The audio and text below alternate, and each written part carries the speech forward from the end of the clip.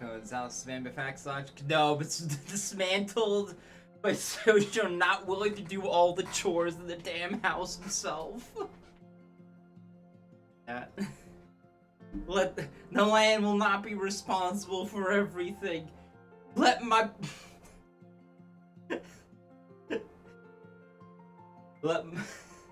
I know what you want to say. Is he laughing? Oh. He may be an indentured servitude right now, but damn if he's gonna be the only one doing shit. Alright.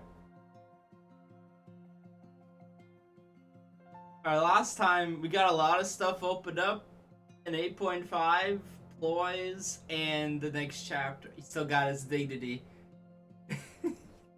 Sort of. He lost quite a bit of it, but he's building it back up. It's a resource. He's a resource character. He hasn't unlocked his skill 3 yet. He's getting there.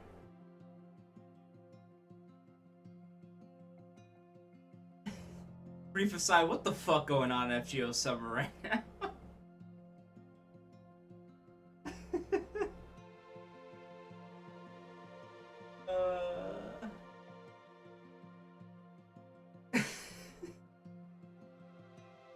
Do you think next summer we'll get MiHoYo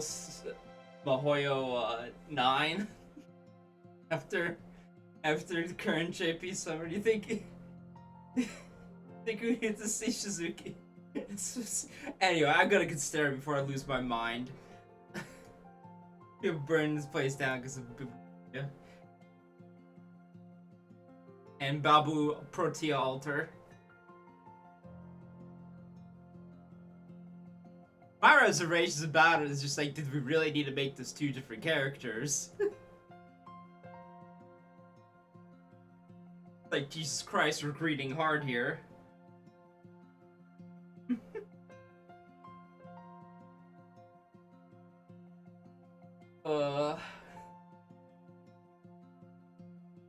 It's literally just like Flavor A or Flavor B, and they both are involved in each other's outnoble phantasm.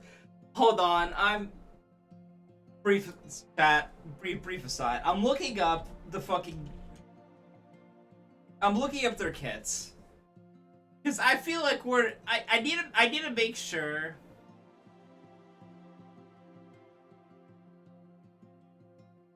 I'm not gonna lose my mind. I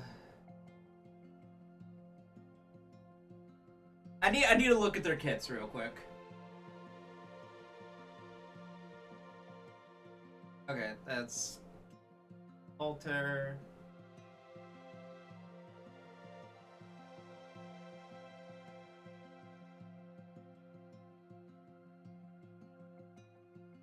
Hold up, the wrong sites reached it.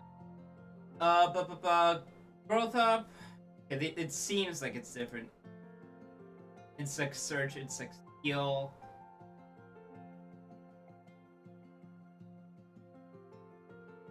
Kaiju Baby EX, Tyrant Baby EX.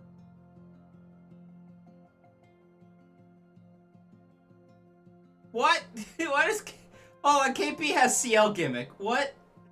KP alters the CL gimmick. That's funny as fuck. Hold on.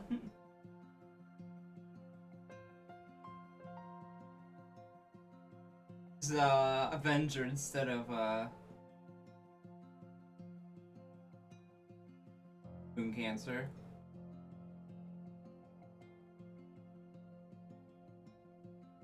They NP, a Buster NP.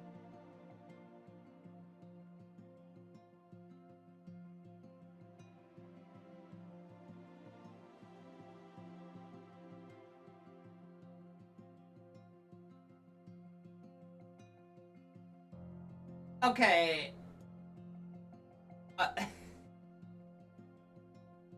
Okay, so it's not an Abby situation where I think it was literally almost exactly 1-for-1 the same character, but with the summer unit that the skin.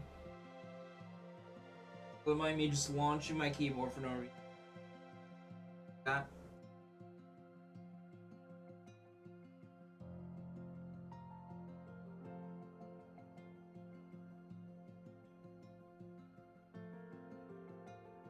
and everything else about her, because hard capture.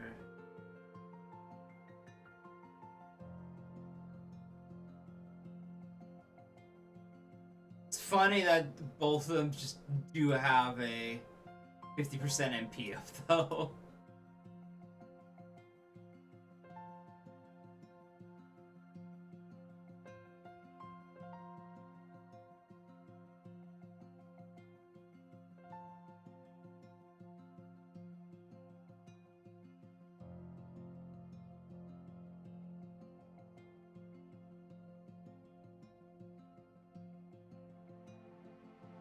Alter is like a support type?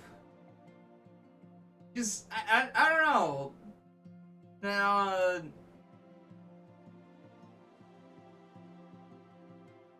I mean, normal KP. It's just Buster Crit.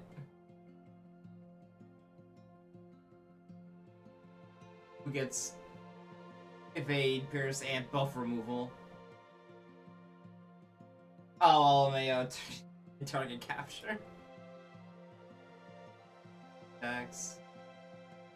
I don't know, they're mechanically neat. But they're also...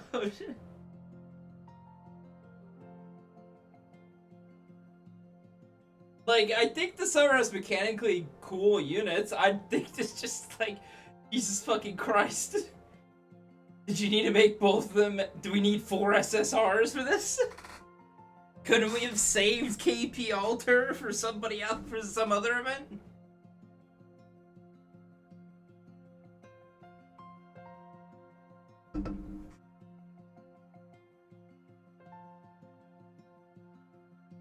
Anyway, that's enough stalling. 8.5. Or SSR, 2 SR, yeah. Fucked up thing is I think the 2 SRs are the ones that like, damn, I probably want to roll for them more. It's no stalling, it's no stalling. It's okay. It's enough to Geo talk. It's gonna make me want to go through Ordeal Call 3. I'm like halfway through it. No matter how busy one is, any person living within humans learn to at least 3 times. Or after eating, for example. Listen, I got my command seals back up. My command seals were gone because of Earth. We fucking Earth. Like, nope. And at the last part, I don't want to think this out. I will choose not to think it out. It is difficult to eliminate the time required to prepare a meal and the time after one eating. Particularly the case for those who do a lot of thinking. The body needs to use energy to digest after eating. There's less available for the brain to use. ナイキはあれでしょ 2K の文字りでしょ Yeah. アテナの持ってる盾じゃなくて小さな勝利の女神の方。陸上競技に勝つってイメージじゃない Persona 5 collab? In my Mahoyo game? さすがブランド品とか大好きな青子さん。どうでもいい知識だけはそ Fuck yeah, Robin's back. More Robin, let's go. Studious resident of the mansion was now taking refuge on the sofa looking. He was talking to the Robin perched on the table. Bluebird flapped its wings, so it gets best to join in on the after-dinner conversation. Alice is reading in the sunroom. Question of how to deal with the encroaching enemy mage wouldn't start for at least another 30 minutes. じゃあアディダスはもしかしてアディオスの文字りっすか あれは普通に名前じゃなかったっけほら、グリム童話みたいに作った兄弟の名前がそのままブランド名になっちゃったのよ。ブラザーグリムは童話を作ったわけじゃないわ。Oh yeah, I also 生ま know. れていた口伝を収集して物語に仕立て直して丁寧に編纂した人たちよ。職人というより学者の類ね。まあ多少は詐欺師めいたところもあるけれど。へえ。じゃあアンデルセンは Uh, 人魚姫とか No! 指姫とか超メジャーだけど。あと醜いアヒルの子。yeah, what if I just booted up OC3 right now instead? What if I just booted up the last part of OC3 part 3 right now? 自分裸の王様とかたまんないっす。シンパシー感じるっすよ。あのクリスタルキングに。Have a king. アンデルセンは学者というより作家でしょうね。Can't escape it. 彼の創作意欲は裕福層や大衆、平凡な幸福を得ている人々、果ては女性像への憤りから生まれたものだと言われているし、知的好奇心から筆を取ったのではなく、感情を訴えるために筆を取った人。This had ramifications later on. Just can't escape that bitch, Kiara. あまりこういう説明はしたくないのだけれど、それぞれ分けて説明するなら、マザーグースは歌、ブラザーグリムは物語、アンデルセンは偶話ね。ミツバチマッチはアニメっすね。ところで青子さん、アシックスの由来は何すか？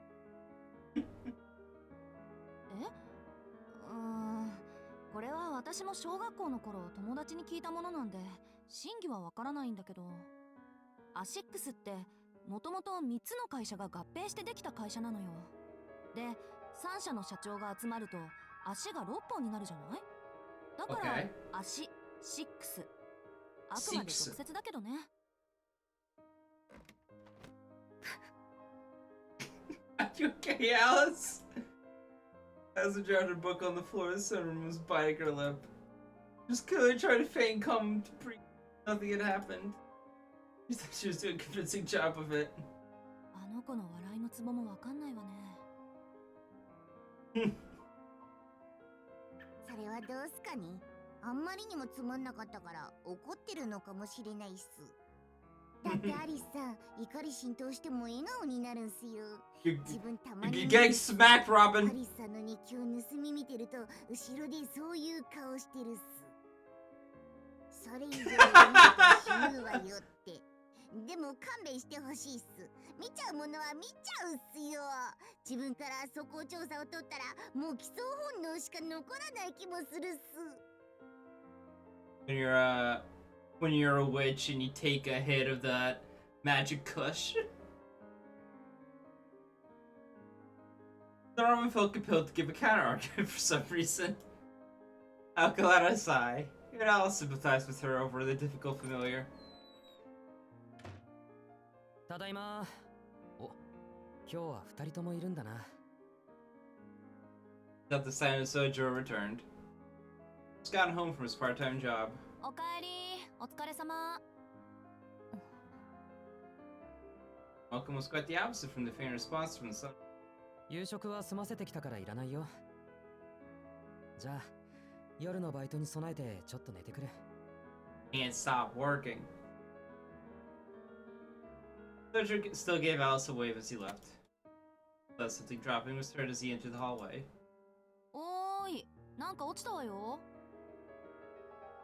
Peeked out from himself at the yell for Sojo. ああ、ポケットに入れっぱなしだった。Calmly, naturally walked back to pick up what looked to be some kind of envelope. Perhaps it was instinct, but the human eye was drawn to motion, even if it was something one had no personal interest in. Aoko keenly followed Sojo's hand with her eyes.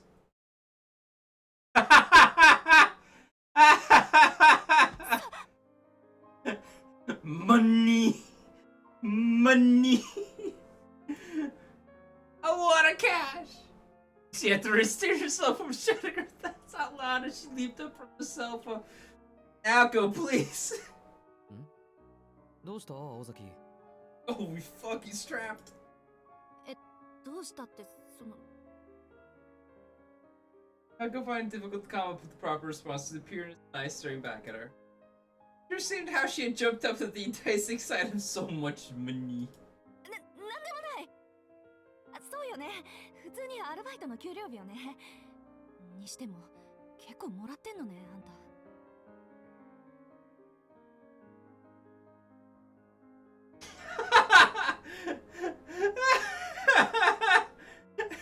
Not a word. He's just like, we're not doing this. I sat back down on the sofa, still feeling a bit awkward. This is what set it all off. It began a series of events that Robin later named the Dosh Affair. Oh no.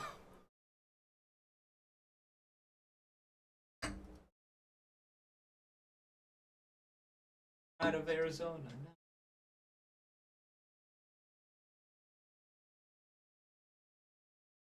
Next day, and around the same time as the previous day's incident, Aoko was coming to pour some tea and relax when she heard Sojo and Robin engaged in some kind of debate in the drawing room. その人が言うには、人と会うたびに小さな親切を尽くしてあげるべきだと。そうして一日が終わったら、その親切が何をもたらしたか、よく噛み締めなさいって。たった一回の言葉だけの親切でも、相手にとっては大きな意味があるんだそうだ。それが思いもよらない幸福を運んでくる。うは、だから自分にビーフジャーキーくれたっすか？でもそれ親切じゃなくて袖の下っていう伝統芸能じゃないっすかね。アンダーハート見え見えっす。Sojo's serious demeanor was more like a consultation or proposal than it was idle chatter. まあ、あいつが妙なのはいつものことか。I decided to ignore what was going on in the drawing room and head straight for the sunroom. I saw Sojo's coat on the chair. ちょっと宗十郎、コート置きっぱなしじゃない。今のコート掛けか自分の部屋に持って行って。Stopped herself mid-sentence. Money! You can see the same kind of envelope that Sojo had dropped on the ground yesterday inside his coat pocket. It was even thicker than the one she saw the day before. Oh, oh. She would allow herself to make a spectacle about it like she did yesterday. She reminded herself that she was a model student and student council president. She's also broke as fuck. さーて、紅茶紅茶っと。Feigning disinterest, she listened to the conversation going on in the drawing room. Sojo was still in deep conversation with the Robin. Perhaps he hadn't heard her calls. 都会の孤独は万人に平等だ。Oh no! 一見して身勝手な暴力じみた押し着せの善意も長い目で見ればその人のためになる。なるほど。親切の押し付けには一銭もかからないっすからね。ちゃんちゃん人助けするっすよ。うん。ただより高いものはないって言うけどね。どっちっすかこのシャバゾン。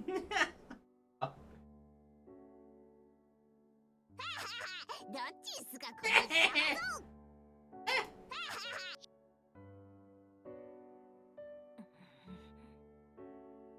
Ako's so intent on eavesdropping, she completely forgotten when she come to pour a cup of coffee.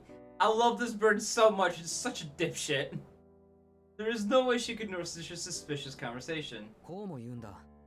幸福になりたければ、初めは恨まれてもいいと。やれ金を返せだの詐欺師だの言われても、いずれその人のためになると分かっていれば、心を鬼にできる。Sonoji, what are you doing? Sonoji, what are you 人 doing? に尽くしている喜びが、後ろめたさとか帳消しにするらしい。それ知ってるっす。でも微妙に違うような。The ends justify the means, yes. I could agree with the Robin in this case. Sojo was referring to the words of a famous entrepreneur. Find happiness is something about gratitude or ingratitude and give for the inner joy of giving. That was the actual quote. あるいはこうとも、貯金のある人は、その富を温存するよりも、会社がより豊かになるために使うべきだと。それも知ってるっす。でももう完全に違うような。Aiko was becoming used to how much she was agreeing with the Robin at this point. This is a confirming more famous entrepreneur. The surplus wealth is a sacred trust which his possessor bound to administer in his lifetime for the good. That's how that one was supposed to go. 信じられるのはお金だけなのかもしれない。What the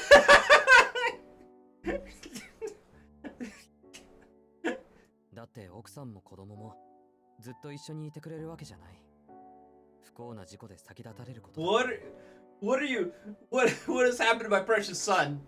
Who's replaced this でも man? お金は別だった。お金で幸福は買えないけど、幸福はお金になる。今は人の親切と温かい布団があればそれでいいと。A perfect boy. なんか無性にらしくないこと言ってるわね、あいつ。Words are a bit strange and worrisome. Aoko couldn't spend much time worrying about it. She didn't have the capacity to worry about anyone else right now. The battle with the enemy mage was always lurking just beneath the surface. どっちにしろ私には関係ないか。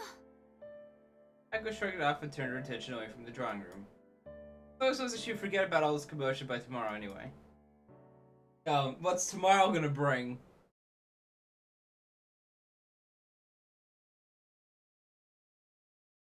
Oh.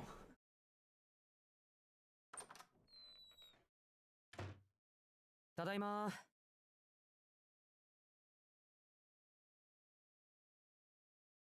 He was back from his job with a smile on his face again today. It truly was its own reward. His mood was infectious. Aoko smiled back, but relaxing on the sofa. はい、お疲れ様。休んでていいわよ。今日は昼からずっとバイトだったんでしょ？夕飯ならこれから作って何？ Her smile suddenly turned frigid. どうした青崎？木の実の冗談を聞いた時みたいな。何？どうしたじゃない。いい加減黙っていられなくなった。いいからそのポケットのもん出しなさい。Cedric reached in and pulled out the contents of his pockets without knowing why he was being scolded. How much money do you have? He placed the now all too familiar brown envelope on the table. It's hard to think to be any normal envelope. Very enticing as a view with enchanting aura all its own. Anything else that could have been the stack of cash? Oh, what the fuck is that stand from part 8? Oh, fuck. I forget what the name of it is. The Milagro Men, yeah. Sojiro, no! That's the Milagro Men! You have to give away the money now! まあ、これはどうしたの、しずきくん。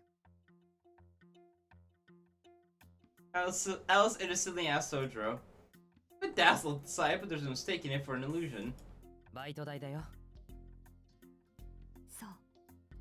それはいいことだわ。You're paying for 明日は dinner. ごちそうね。To remain calm despite the abnormally large wad of cash before them. That being said, the one with the most common sense in the room finally had to speak up. んなわけないでしょ。ちょっと宗十郎、そこに正座。どういうことか説明なさい。I love how Alice is just like, alright, you're paying for dinner next time, and Aoko's just like, no, resolving this now. You need more than anyone how serious this was.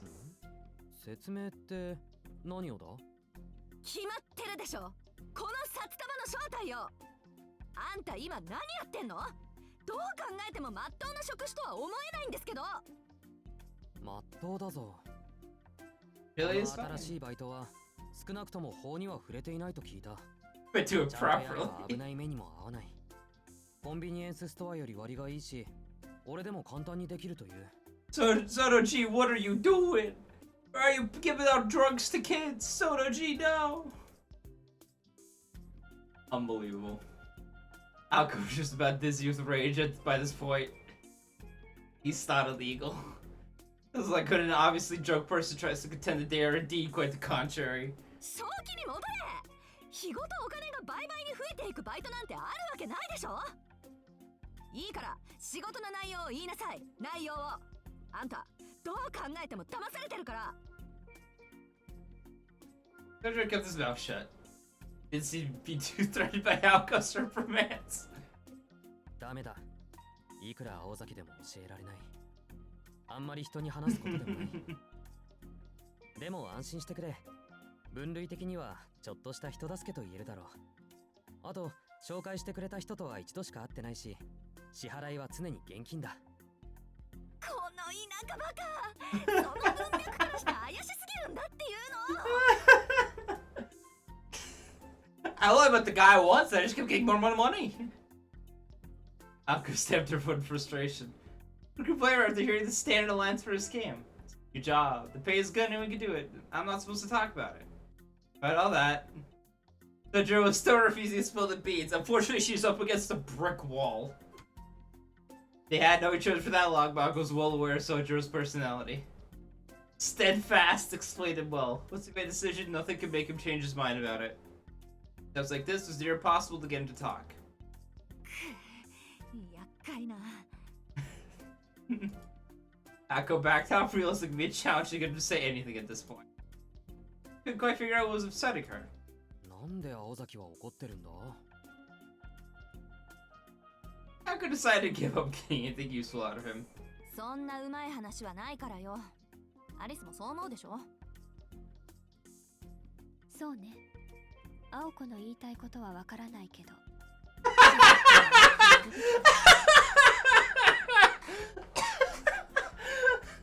I don't know what the fuck Ako's talking about. Sojo, just get more money.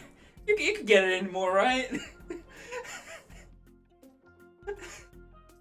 She's helping. She's helping.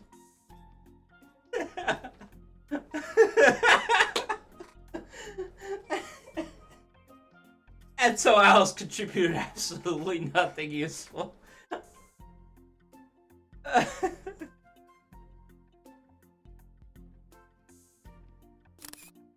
Oh, I'm gonna take that for later.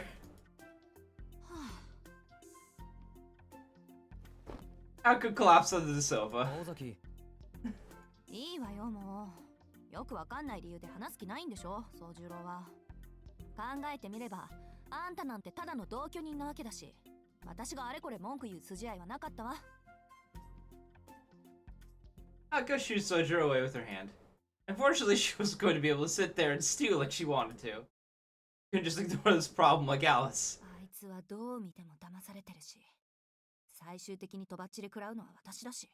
Gonna boomerang to me, and I'm not gonna like it. She needed to be bold and make him quit this new job of his immediately. This is what a true friend would do. But it's also her duty as a student council president. However, I can start to think otherwise.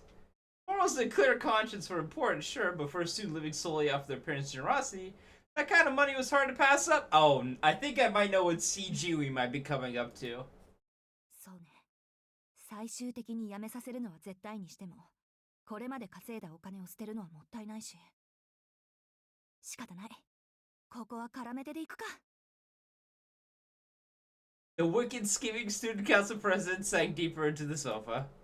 Her ability to play things by ear and her miserly nature were both her strongest and weakest points.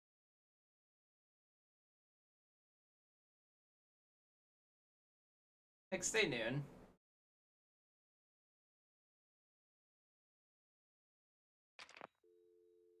Aoko waited till her roommates were gone and picked up the phone in the も foyer. しもし飛び丸？宗十郎がこんなことになってるんだけど、あんた心当たりない？ Gonna have Tobimaru snitch. The sound of the first train leaving the station could be heard not far off in the distance. It's that time of morning when the town was deciding he felt like waking up or not. Tobimaru Tsukiji was having a walk down the city streets at sunrise, enjoying the fresh, crisp morning air. ほんと、街ってのは人間がいないだけで綺麗なもんだ。It has become a common complaint of Tobimaru's. And the tacky, over-decorated street corners were the embodiments of human desire. This time of day, the streets were nothing like the circus tent of activity they usually were. The street was completely empty, like a lonely, tranquil morning after a festival. Furry men in black were busy cleaning up and restoring order in the bars after the revelry. At the back entrance of the local restaurants, the kitchen crew were busy bringing up their daily ingredients while stifling back tired yawns. Earth carelessly wandered the streets, leaving the sound of a single car engine to be heard. Yeah, it's just tranquil. It's a uniquely refreshing sensation that could be heard, only felt from a city morning. This existed somewhere between the daily life and exciting entertainment. It was the only time of day when the bustling modern world stepped aside for a slower, more nostalgic pace. そうか。Tobimaru searched through his pockets but only found some old receipts. He arranged his scarf around his neck to keep the cold wind at bay. Meandering through the city streets, he ended up at Central Park just as the morning magic began to fade. For no particular purpose. Wasn't for his health or anything like that. He'll make his way home after a night out of the town. バカらしい。何やってんだか。Tomura had a moment of unabashed self-reflection as he drank a can of vending machine coffee. He particularly hate partying all night long, but it was pretty boring since since he still wasn't old enough to drink alcohol. Getting out of it for a few days now, I think it was at least better than being at home. He was quickly growing bored of it. 年末に親戚筋が集まるのは仕方がねえし。Grinned wryly at his own lame excuse. It was true that he was out wasting time like this because he was home at the moment. The Tsukiji family always had a congregation of relatives over on New Year's Day, as per his grandfather's. His siblings and other relatives have been staying over to Tsukiji home for a few days now. Tomiyamaru was there, he just provided fuel for the fire. He decided to avoid the family drama and not go home while everyone was there. Dream with insults anyway. But to start a fight, he knew he wouldn't be able to resist the fate. Causing even more resentment and trouble for his father. So for Tomiyamaru, there was nothing more pointless but less enticing than getting involved in sibling squabbles over the inheritance.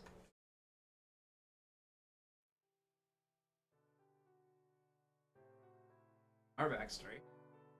Tsukiji was the fifth-born son of the Tsukiji family, which owned multiple plots of land in Misaki City. However, most of the land had been acquired after the war.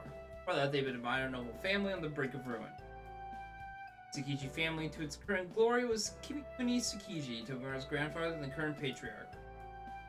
Kimikuni married into the struggling Tsukiji family and saved them after they lost all their power during the war.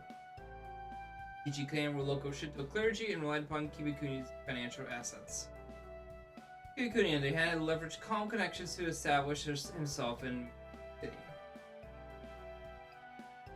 When both parties came together for mutual gains, the Tsukiji family failed to recognize just how ambitious Kimikuni was when they accepted him into their family. As the obedient son-in-law they imagined, he had guard plans of his own, growing and developing industry within Misaki City and other areas as well. Kimikuni could control all these areas not as a member of the Tsukiji family, but under his own name. House's greatest defense was its moat, not the walls. Moat is the economic equivalent of starving out the enemy. Financial might subdue the noble Tsukiji family completely. 10 years, there was no one in the family who could stand up against him. The businessman accepted the family's mere son-in-law had seized Tsukiji name entirety of advanced family fortune. Man fucking worked. Kimikuni could have fathered many children. Could not pull a turkey out of the oven. He would not allow the Tsukiji bloodline to die out. Also, the only way to maintain the family fortune. Sons and one daughter, all married relatives of the Tsukiji family, thus strengthening the familial bonds of Kimikuni. Tomiyamaru was the fifth son of Hideyoshi Tsukiji, Kimikuni's eldest son. However, his mother was not a member of the family. Tomiyamaru was the result of a fling with a mistress. The ignoble birth defined his place in the family. Father's love child. The family's dignity was somewhat maintained since he was the son of Hideyoshi. It's difficult to imagine the level of mistreatment Tomiyamaru faced from his siblings and other relatives. Raised in such a hostile environment made Tomiyamaru grow up far faster than he should have. His ability to think quickly and objectively was honed naturally within this challenging environment. However, those exact traits also brought Tomiyamaru a great deal of trouble. Tsukiji. Fortunately, against all odds, the great leader of the Tsukiji family favored Tomiyamaru over everyone else. Get fucked, everyone, including his own eldest son. He could have been a commoner himself, he did not believe in blood inheritance alone. Got his worst, not a single coin for his great fortune had been given to any of his sons yet. The closest thing in this world is the blood of Tsukiji. Any of you, if I could have helped it. The words were spoken at every family gathering, and they were the absolute truth. He taken a liking to Tomiyamaru after speaking with him, at least at these annual family gatherings, enjoyed playing chess with him in his spare time ever since. Aww. I remember playing chess with my grandpa. Everyone in the family was where Kimikuni named Tomiyamaru his successor. In this way, Tomiyamaru had gone from being worthless to a threat in the eyes of Kimikuni's sons. Who felt the most feared hatred was Tobimaru's own father, Hideyoshi, who would have been the unquestionable heir as the eldest son. This is how Tobimaru became estranged from his father. They even lived in the same house. Yoshi always acted like they had a great father-son relationship before the company, but that would only last until his father was no longer around or until Tomino. If that happened, it would be all-out war. In case, it would not be a pleasant story. じいさんも空気読めねえからな。ほんと。Tomino scratched his head in frustration. It wasn't all that worried, though. In public, they looked like they had a good father-son relationship. In private, they were in the midst of a bitter inheritance dispute. Things had always been that way even before he met Kimiko. The only difference was that his sole protector, his father, was now his mortal enemy. Tomaro has been at odds with his family. His father was just one more enemy to add to that pile. Staying out all night like this was Tomaro's way of avoiding his family. To him, he knew they would try to gauge his feelings. However, they would openly attack him now. The relatives looked down on him and his siblings who had bullied him as a child. The worst they could do was make snide remarks. As core, a peaceful person. Try to avoid trouble whenever possible. Their revenge and stepping up to keep his expectations weren't on his to-do list. His father's worries were unfounded and his relatives were getting riled up for no reason. Hiro had no interest in stepping out of his role. Prodigal son. Our siblings who were around the same age as him held a different kind of resentment. Guilty for tormenting all these years, perhaps as a result of their roles being reversed. Back at us one day.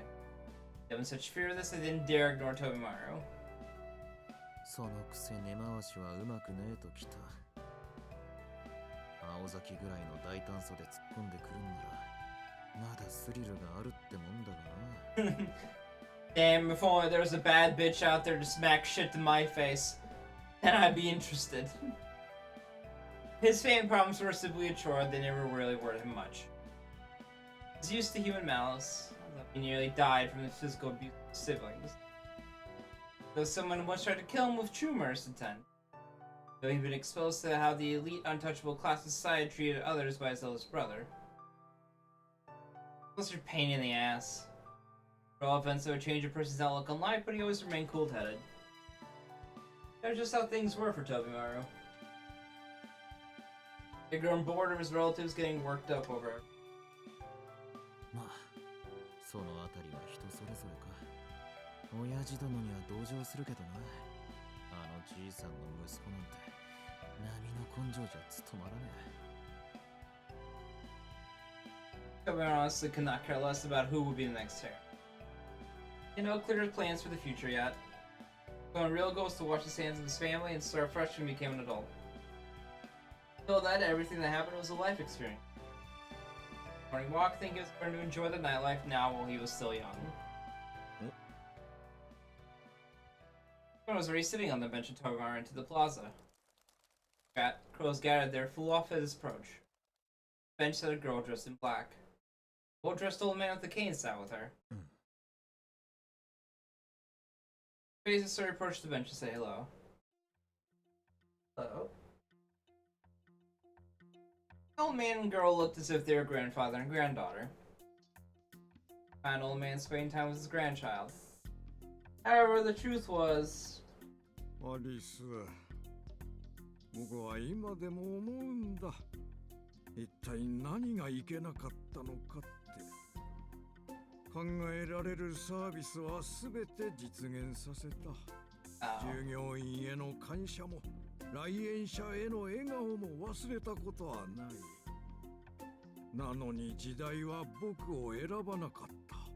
それどころか僕の内なる芸術性を否定した。無念だ。死ぬがいい。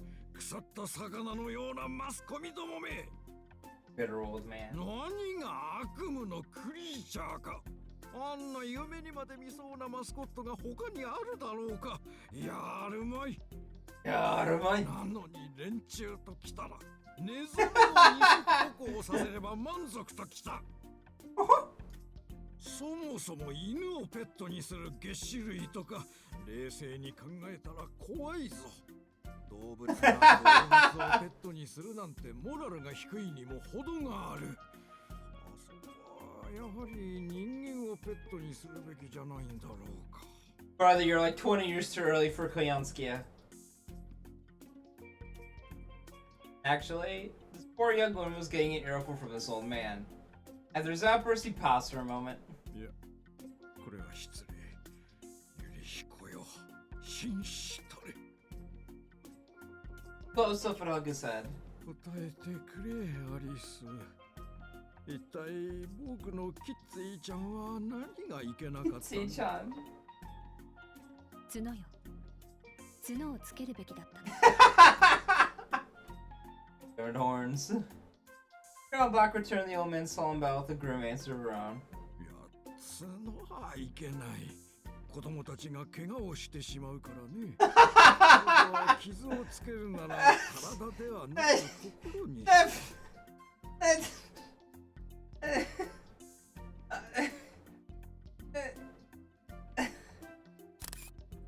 I'm taking that for later too. The girl nodded deeply, thinking over the implication of what this old man had just said. さて、 Kimura didn't really want to get involved, but he was already too close. Passed by without saying anything, the old man would certainly make a fuss. こんちは。こんな朝っぱらからじくじく公開中かい。時津のじいさん。いつまでも引きずってると死に損ないぜ。さっさと往生して息子たちを安心させてやんな。 Hey, old man, why don't you just fucking die and stop worrying kids? おや、どこの悪ガキかと思えば豊かの子供か。おはよう、トビー。君も相変わらず早起きだね。俺は朝帰りですよ。お二人みたいに健康的じゃない。そら、クオンジのお嬢さんもおはようさ。Girl looked up calmly, Tomimura's greeting. Other than the witch on the hill, Alice Kuon. こうしてまともに挨拶するのは2年前のパーティー以来か。何にせよ珍しいな。あんたがお付きなしで町に降りてきてるなんてよ。そうでもないわ。この時間の公演は鳥を入れ替えるのにちょうどいいから。一人。ほう、そりゃ驚いた。箱入り娘じゃなかったのか？ That you're in neat. ええ。その証拠に、あなたがひどい顔で歩いているのを何度か見かけたわ。遊び歩くのは結構だけど、青子に迷惑かけないよう気をつけなさい。ご忠告どうも肝に銘じておくよ。For the casual greeting, Tomimura and Alice rarely interacted, though their fathers were acquainted. So the histories and spheres of influence of the two families were very different. Tsukiji's held sway in Misaki City, the Kuwanji's influenced the whole of Japan. Most like Tomimura would not be in the same social circle as Alice. If they can interact like this at all is because they are both friends with Aoko. わかな。トビー、君はアリスと友人関係だったのか。もしかして二人はステディな関係だとか言うまいな。 Steady. This old man's going senile. やめたまえ。言ったら大事になるぞ、トビー。僕は心臓麻痺で急死しかねない。犯人は君であり、凶器はアリスだ。無論死因はこう書いてくれ。そう聞くも無情な恋の病と。 This fucking guy talking to me. クオンジのお嬢さんはどうしてこんなダメ老人と？俺と同じ親父関係の付き合いか？この人とはペンフレンド。分不相応にいいアンティークを持っているから、青子と二人で少しずつ取り上げているの。This being one of the only times they really talked, Tomimura and Alice both managed to completely ignore the old man. 参ったな。アリスは照れ隠しもチャーミングだ。ところで、僕のことはユーリヒと呼んでくれていいんだよ。Tokitsu gently took Alice's hand. Alice's face remained neutral like a doll's. トッキー、私、いい絵付けのティーカップを探しているの。1900年代のラム工房のものとか。どうかしら？ Nice teacup. あるとも。もちろんあるとも。今度おっかないお友達と遊びに来るときまでに用意しておこう。Find the request like an obedient marionette. おいらくの恋って柄かよ。よくもまあ寝台潰さなかったもんだ。突版は。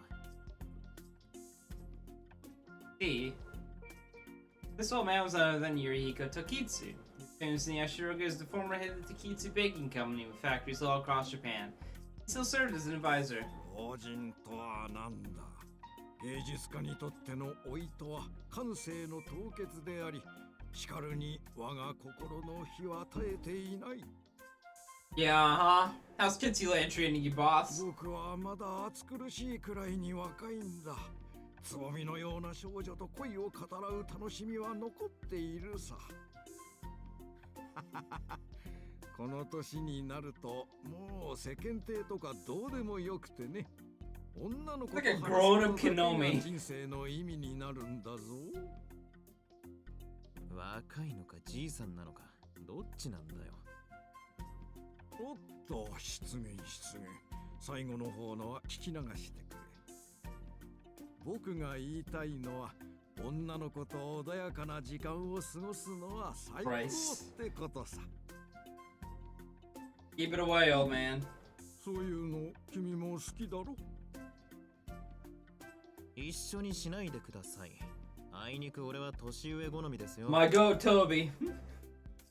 おまけに言うなら、二回り以上も年下の女に浴場する趣味もねえわけで。それはそうだろう。君がやったら犯罪だ。 Where the fuck is this conversation ト going? ビーは17歳。その二回り下が何歳になるとか口に出したらいけないよ。Tsukitsu nodded his head and saw far from me. Just ignore Tobimaru's off-color remarks. Tobimaru was reluctantly impressed with the man's magnanimity. Magnaman in the end. Mega Man in the end. 挨拶はしましたから、邪魔者はこれで消えますよ。あとは仲良し同士、気兼ねなくどうぞ。なんだトビー、これも縁だ。ゆっくりしていけばいい。なんなら今から僕の別荘に来るかね。ヘリコを呼ぶよ。楽しいぞ。Remember this is when Aoko was trying to figure out where the fuck Sojiro was getting his fucking money from? いや、お気持ちは嬉しいんですけどね。知る人が見れば、とんでもなくブルジョアなメンツでしょ、これ。今は避けたい気分なんですよ、そういうの。Tobimaru searched the words, made his present situation clear to Mr. Keats. Backed off. To have understand made always how this man had expanded the Kitsu Baking Company. He had defined Tobimaru's complicated family situation in an instant. ミックによろしく。そろそろ引退して子供たちと仲直りするよう僕が言っていたと伝えてくれ。はいはい、ぬかに釘だろうけど伝えておきますよ。じゃあな、クオンジさん。また朝に出会うことがあったら、その時は改めて挨拶させてくれ。How's the silence neither encouraged nor discouraged? Tobimaru shrugged and left the plaza.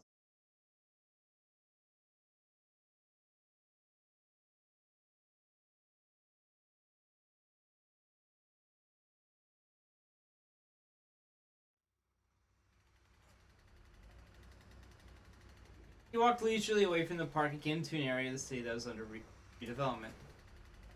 There was a radio tower under construction there that the Tsukiji family had a hand in, but most of it, the capital for that project, was funded by foreign firms. この電波塔は10年先を見越してのものです。いずれ携帯通信は目まぐるしい進歩を遂げるでしょう。5G towers! まずはそのモデルケースとして私どもの技術を三崎市に普及させたいのです。Shook on the deal with the Tobimaru's father, Hideyoshi. いずれは娘も三崎市に住まわせようと思っています。その時はあなたの息子さんともぜひ交友を深めて。He was a handsome man who had the calm command of a leader. Day off of his daughter, Tomorrow showed up that he had researched Tsukichi's family's inheritance issues as well. 親父も舐められてるって気づけよな。親父より先に俺に色目使いやがって。そもそも金髪女の相手なんざ願い下げだぜ。Jesus fuck. 向こうで海兵相手にケツ振ってろってんだ。Tomorrow misogynist?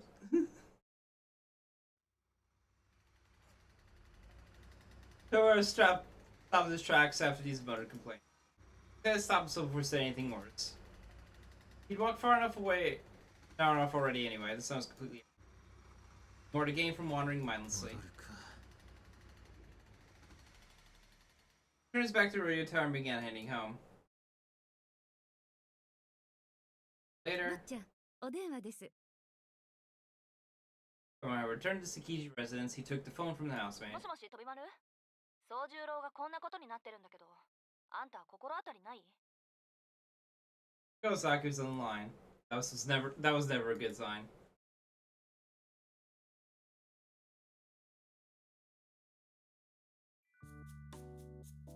とまあこういうわけなのよ。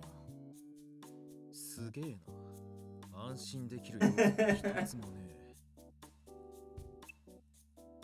Sojo seems caught up in a strange part-time job away from his Central Park.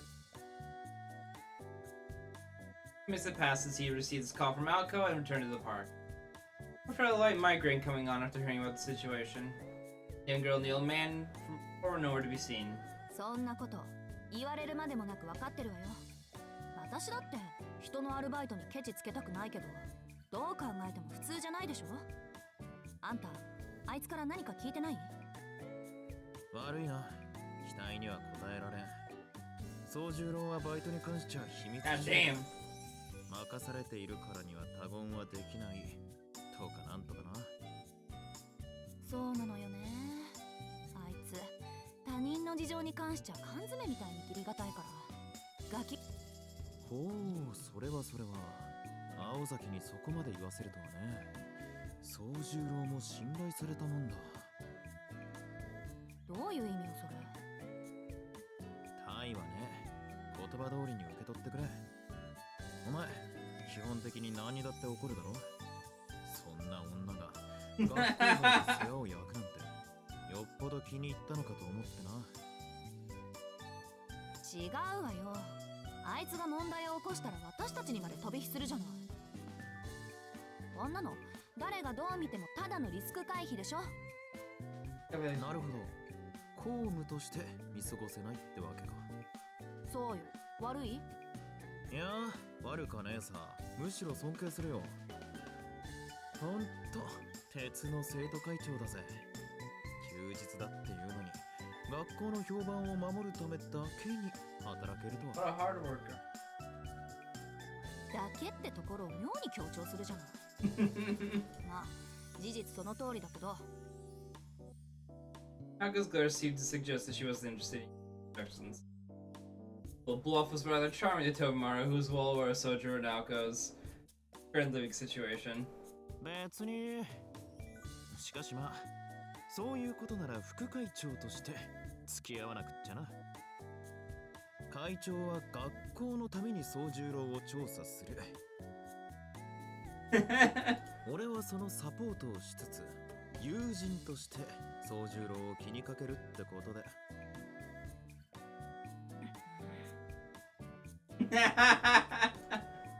There was something to do as Aoko asked. For some reason, she did not seem satisfied. じゃあ、そうと決まれば早速始めますか。青崎のことだから、宗十郎の勤め先ぐらい突き止めてんだろ。住所どこだよ。それが尾行したんだけどうまく巻かれちゃって。駅前から2丁目方面に曲がっていたのまでは確実なんだけど。Damn, you should got fucking shooken off by this man. I suppose I was used to this. Father say anything about her going so far as to tail Sojiro. 2丁目か。あの辺りだとパチンコとゲームセンターぐらいしか思い当たらねえな。1日に何万も稼げる店なんざねえぞ。そうなのよ。というか知ってたら私が試したい気分だわ。飛び丸、念のために聞くけど、三崎町にあるお金の稼げる遊び場ってパチンコだけよね。あ、親父の話じゃ風営法に引っかかる賭場はねえとさ。三崎町の顔役は話のわかるおっさんで、クリーンな極道を目指してるらしい。パチンコ経営だけで満足してるって話だ。うん、それは知ってる。一応確認しただけ。The underground gambling sites are Tobara? I'm pretty sure. でも、そうなるとますます謎ね。ギャンブル以外でお金を売買にしていく仕事なんてちょっと思い当たらない。Did Sonoji learn how to count cards and just making bank? This is just like this boy was just like, I just memorized I did rote memorization on the deck of cards and there we are.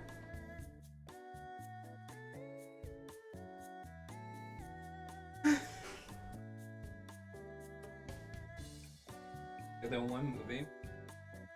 ああ、体でも売ってるとしか思えない羽振りの良さだ。一晩いくらみたいな。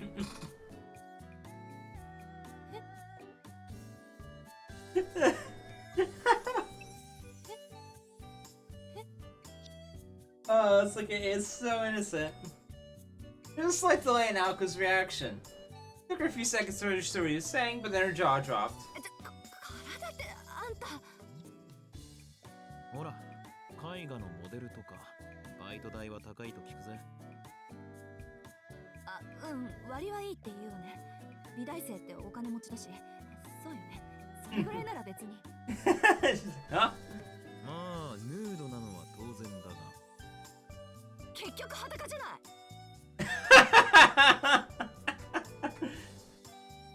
We're back to the original problem. I didn't realize Ray should go on. The conversation was quickly diverging further from the topic at hand. Not knowing the location or type of work, really wasn't much to talk about. 明日もう一度操縦路を尾行するしかないわね。二人がかりなら見失うこともないだろうし。そうだな。他に手がかりもねえし、明日にするか。操縦路の羽振りがいいだけじゃどうしようも。Mark further's brow. It seems as if he thought of something. This spread should turn more dire by the second.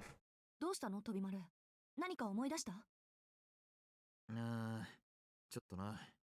そういえば、最近妙に Oh, is what the fuck are... 一人いたなって。Is Kinomi also in on this? そいつ、3日ぐらい前から金に明かして合コンし放題って話なんだが。Kinomi, no! Kinomi, what have you dragged Sonoji into? バカなんだよ、これが。Few seconds of silence. Aoko nodded. She had put two and two together. あいつね。She immediately left the park and go find a suspect. チャリー There he is! お呼びとあらば補習だろうと即サボり、遊びのお誘いだけは断らない木の実くんです。 Look this! Suspect Day was apprehended with ease. Aoko and Tobara were both at the student council, so they knew their target would be at school for remedial lessons. Tobara got a girl at Konomi's class to tell him he had some good news to share outside. Konomi took the bait and came running out of school's front gate as fast as he could. ああ、補習中呼び出して悪かったな。別に悪くないぜ。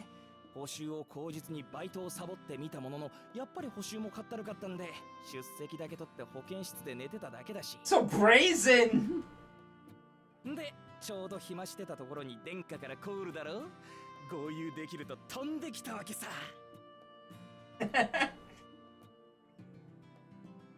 He gave a double thumbs up to show he was really ready to have some fun. そうか。てっきり外で遊び歩いてると思ったが、助かったぜ。お前。Oh, he plays fighting games, oh no! ビリビタリだって聞いてたからよ。ああ、あれね。ちょうど昨日ですっからかんよ。ゲーセンでおごりまくるのは気持ちいい。No! 虚しさばかりだ He よ。 couldn't keep a spot on the cabinet, he sucks! 他校のヤンキーどもと仲良くなっても嬉しくねえっつうが、女っ気皆無というか。なんで女の子はゲーセン嫌がるかね。Brother's a lucky Chloe Main, oh no! ま、それも過去の話だけどね。所詮ポット湧いたあぶくぜに使っちまった金の話をしてもしょうがねえ。俺たちは明るく今の話をしよう。そうだろう、リッチな飛び丸くん。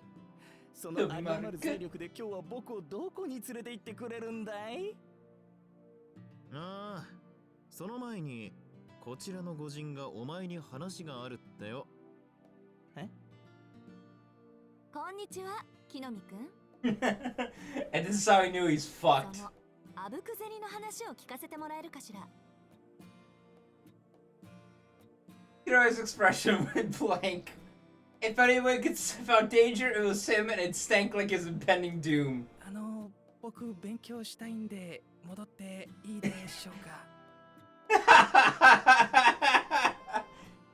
I gotta get back to studying, actually. You know, yeah. もちろん。洗いざらい質問に答え終わったら戻っていいわよ。こっちも時間が惜しいからスムーズな自白を期待するわ。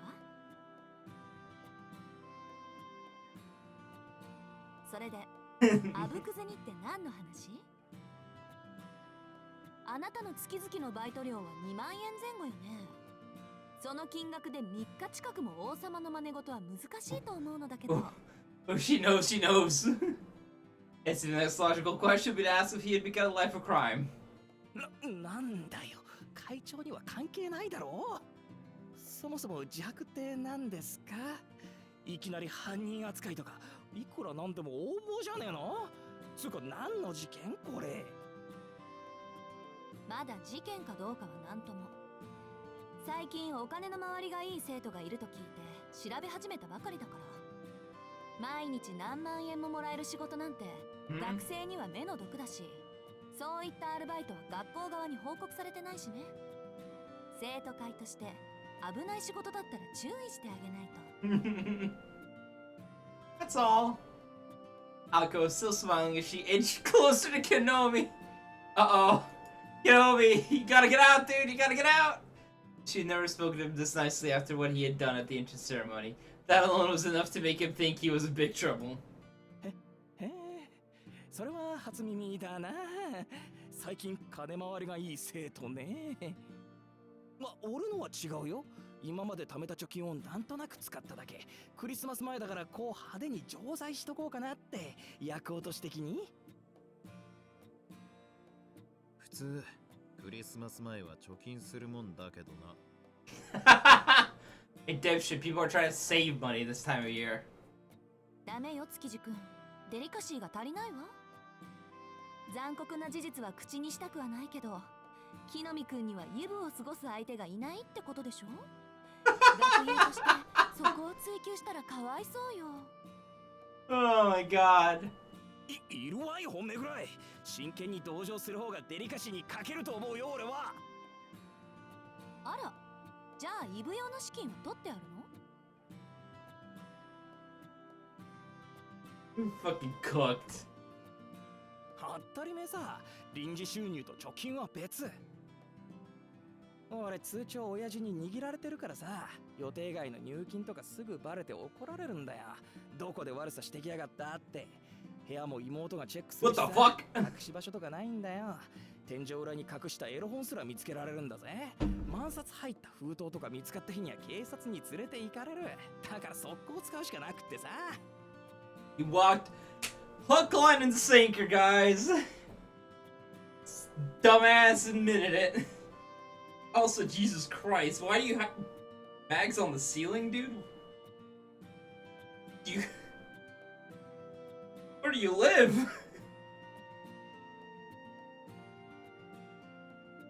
No walked away as if he was ashamed. These were just how much he had let slip. へえ、臨時収入？さっきと話違うみたい。いやー、それはほら、バイト先のボーナスみたいな。5000円ぐらい上乗せしてもらったの。ほんなちょっとだけだって。事件性とかないって。万札入った封筒について詳しく。うわ、話せば話すほど食い違っていくぜ。なんだこれ、孔明の罠か。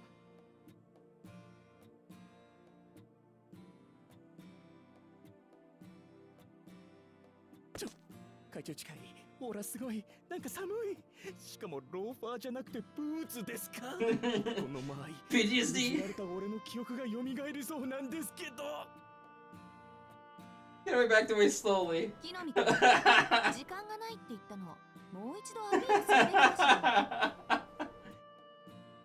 直接体に。Tommy, I'm gonna have to execute you. The threat of a kick to the face of Aoko was enough to show him that she was serious. わかった、話すってばもう。臨時収入ってのは本当だよ。新しいバイトがあってさ、そこにしずきを紹介したら先 It's a pyramid scheme! なんですって。Everyone was working the same part-time job as Sojo. She wanted to get as much information from him as she could. The exact response she had wanted for Konomi, if not better. But she felt dizzy from the implications. 紹介したらボーナスをもらえるって、それ。Oh no, G!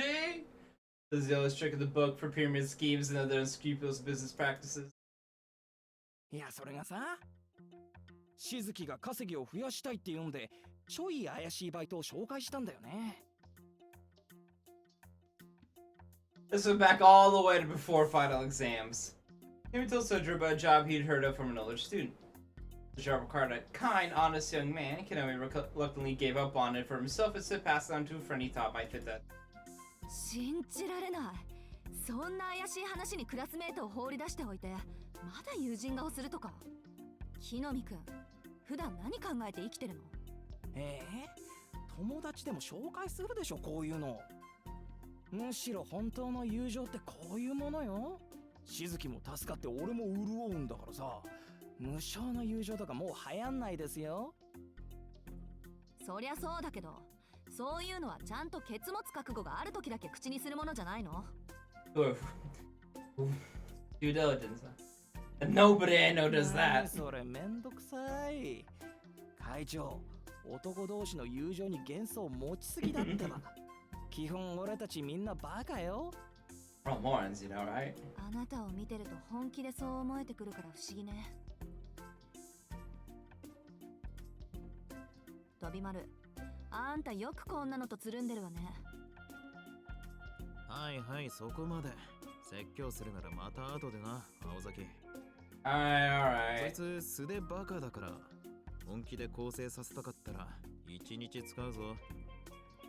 いや、足りますよ。ちゃんと1日で構成できます、僕。For today? ただ寝ると忘れちゃうだけで。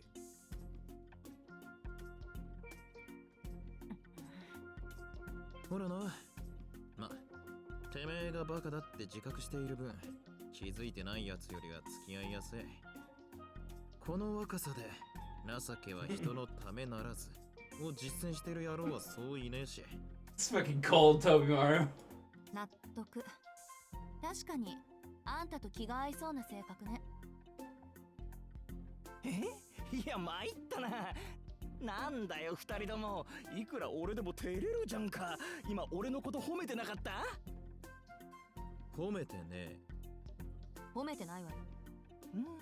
ですよね。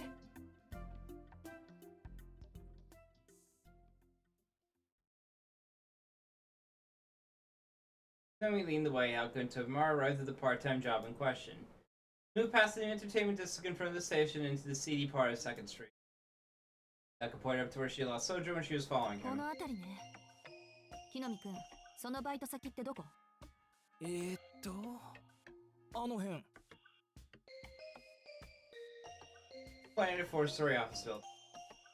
On one side of the first floor, that's looking up to the apartment complex. The hallway on the first floor continued around to the back of the building.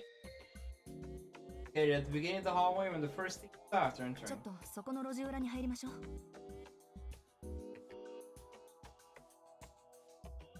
They hurried off into the back alley where they were not likely to be seen. Stuck out like a sore thumb in the entertainment district. で、中はどうなってんの？事務所って言ってたけど、どんな仕事？俺に聞いてんの？やだな。俺が知ってるのはここまでだぜ。俺だって先輩に言われただけで中のことなんて知らないし、宗十郎をここまで連れてきたら先輩が紹介料くれただけだし。 Thanks, Konami. Tatsuki just admitted they need no further details. Tatsuki Konami, co-defendant, or perhaps who they thought they might have been the main culprit, was really no more than an annoying witness. 参った。ここまで無責任だといっそすがすがしい。ところで木の実くん、西部劇とか見たことある？役に立たない情報提供者の末路とかご存知かしら？いや、俺映画って苦手なんだよ。でもセーラー服と機関銃なら見た。主演になって。Sailor Suit Machine Gun. Sailor Moon and Gundam? Oh no. そう？残念ね。夕日のガンマンぐらいは見とけばよかったのに。ま、どうあれ、情報提供者は悲惨な死を遂げるんだけど。Thanks, Aoko. やる気満々だぜこの女。殿下、こんな教授ほったらかしにしちゃまずいって。首輪とかつけないとさ。 Have you heard about dirty deeds done dirt cheap, Konami? って築地？なんだよしけた顔しちゃって。あのビルが何か知ってんの？まずいな。知ってるも何も。あれは最近やってきた詐欺まがいのセールス屋だ。英会話セットの販売と何ら変わらねえ。 Aoko was sad to hear that the truth was as bad as she thought. She always seemed confused as usual. それ、確かなの、カビマル。ああ、親父の秘書さんから聞いた話だ。間違いない。表向きは新興宗教なんだが、Oh, Soto G! の販売だとさ。じいさまばあさま相手に質の低い羽毛布団を高額で売りつけているらしい。Oh, Soto G! あの事務所も貸し事務所だ。1ヶ月もこの町で稼いだらあっさりドローンするつもりだろう。はあ、間違いなく宗十郎は騙されてるな。最高のカモだろ、詐欺師にとっちゃ。Everyone slumped his shoulders in the feet. Aoko was very full in bottom mode. よし、潰す。その後、木の実は学校の旗のところに吊るす。I put a stop this. Then I'm killing you, Konami. え、直今のセリフだと縄じゃなくて首？脊髄にぐっさり？殺人？いや待て青崎、それだと辻褄が合わん。宗十郎は大金を持ってたんだよな。それじゃあカモとは呼べねえぞ。そういえばそうだった。木の実くんの発言に気を取られすぎて、あの大金のことを忘れてた。あれ？ってことは、まさか。ああ、騙されている側だったら金は減っていく。だが増えてるなら話は別だ。考えたくねえが、宗十郎のやつはセールス側に回ってるんじゃないか。信じられない。宗十郎が詐欺グループの一員になっている。My boy! はあ、まさかしずきに騙されるようなやつはいねえよ。だいたい嘘つけないじゃんあいつ。羽毛布団を売りさばくとか絶対無理だって。だから宗十郎自身それが悪質な詐欺だと気づいてないんじゃないか。あいつはあいつで心からいいものだと思って売ってるんだよ。ほう、なるほど。そりゃ納得だ。あの純真さんがお年寄りに大人気ってわけだな。やるじゃんしずき。今度会ったら俺もお裾分けしてもらった。木の実くんの構成は今後の課題として、どうしよう、飛び丸。もう少し様子を見た方がいいと思う。仮にしずきくんが関わってたら、彼にも詐欺罪が適用される？まだ未成年だけど。あくまで従業員だから実刑はかからねえとは思うが、敵さんはあれで食ってる連中だからな。宗十郎が雇われた時の契約書の内容次第だ。What did they make you sign, Sono G? そうよね。下手したら宗十郎自身もう入会してるかもしれない。 He looked a lot more cool-headed now. I've been serving with her on the student council for more than a year. Exactly what she was thinking at a time like this. 入会していたら脱会は難しいな。あいつ本人にその気がなくとも、ハンコの力は絶大だ。それで、青崎、どこまでやる気だ？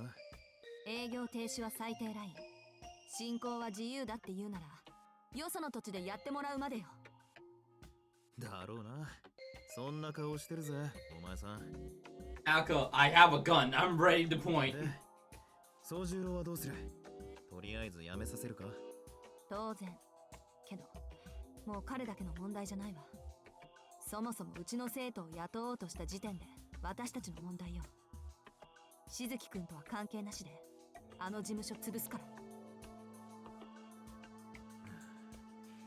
いいけどな。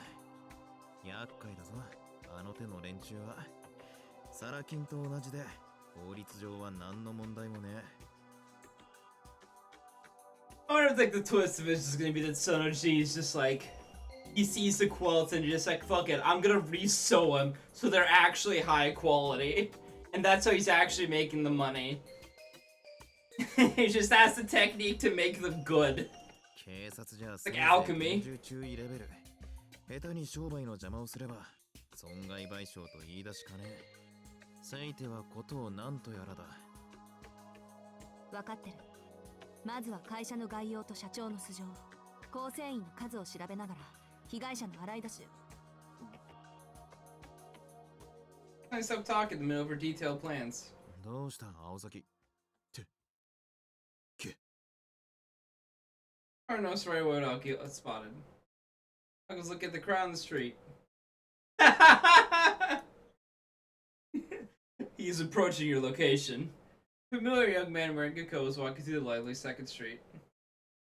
Confidently up to the office building and disappeared inside.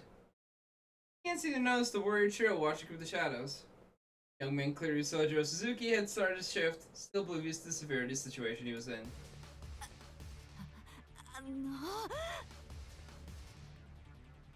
Aoko was shaking with rage. 待て、落ち着け青崎。気持ちはわかるが、あいつに悪気はだな。Combat music. ああもうなんか無性にあってまきた。 Aoko raised her head up in fury and clenched her fists. She was no longer her usual calm, collected self. The student council president ruled with an iron fist, fueled by her own righteous indignation. 飛び丸、応援団の美濃先輩に連絡取って、今すぐこわもての団員に。Tomorrow we're raiding. 喧嘩になるかもしれないから、それなりの装備込みでって。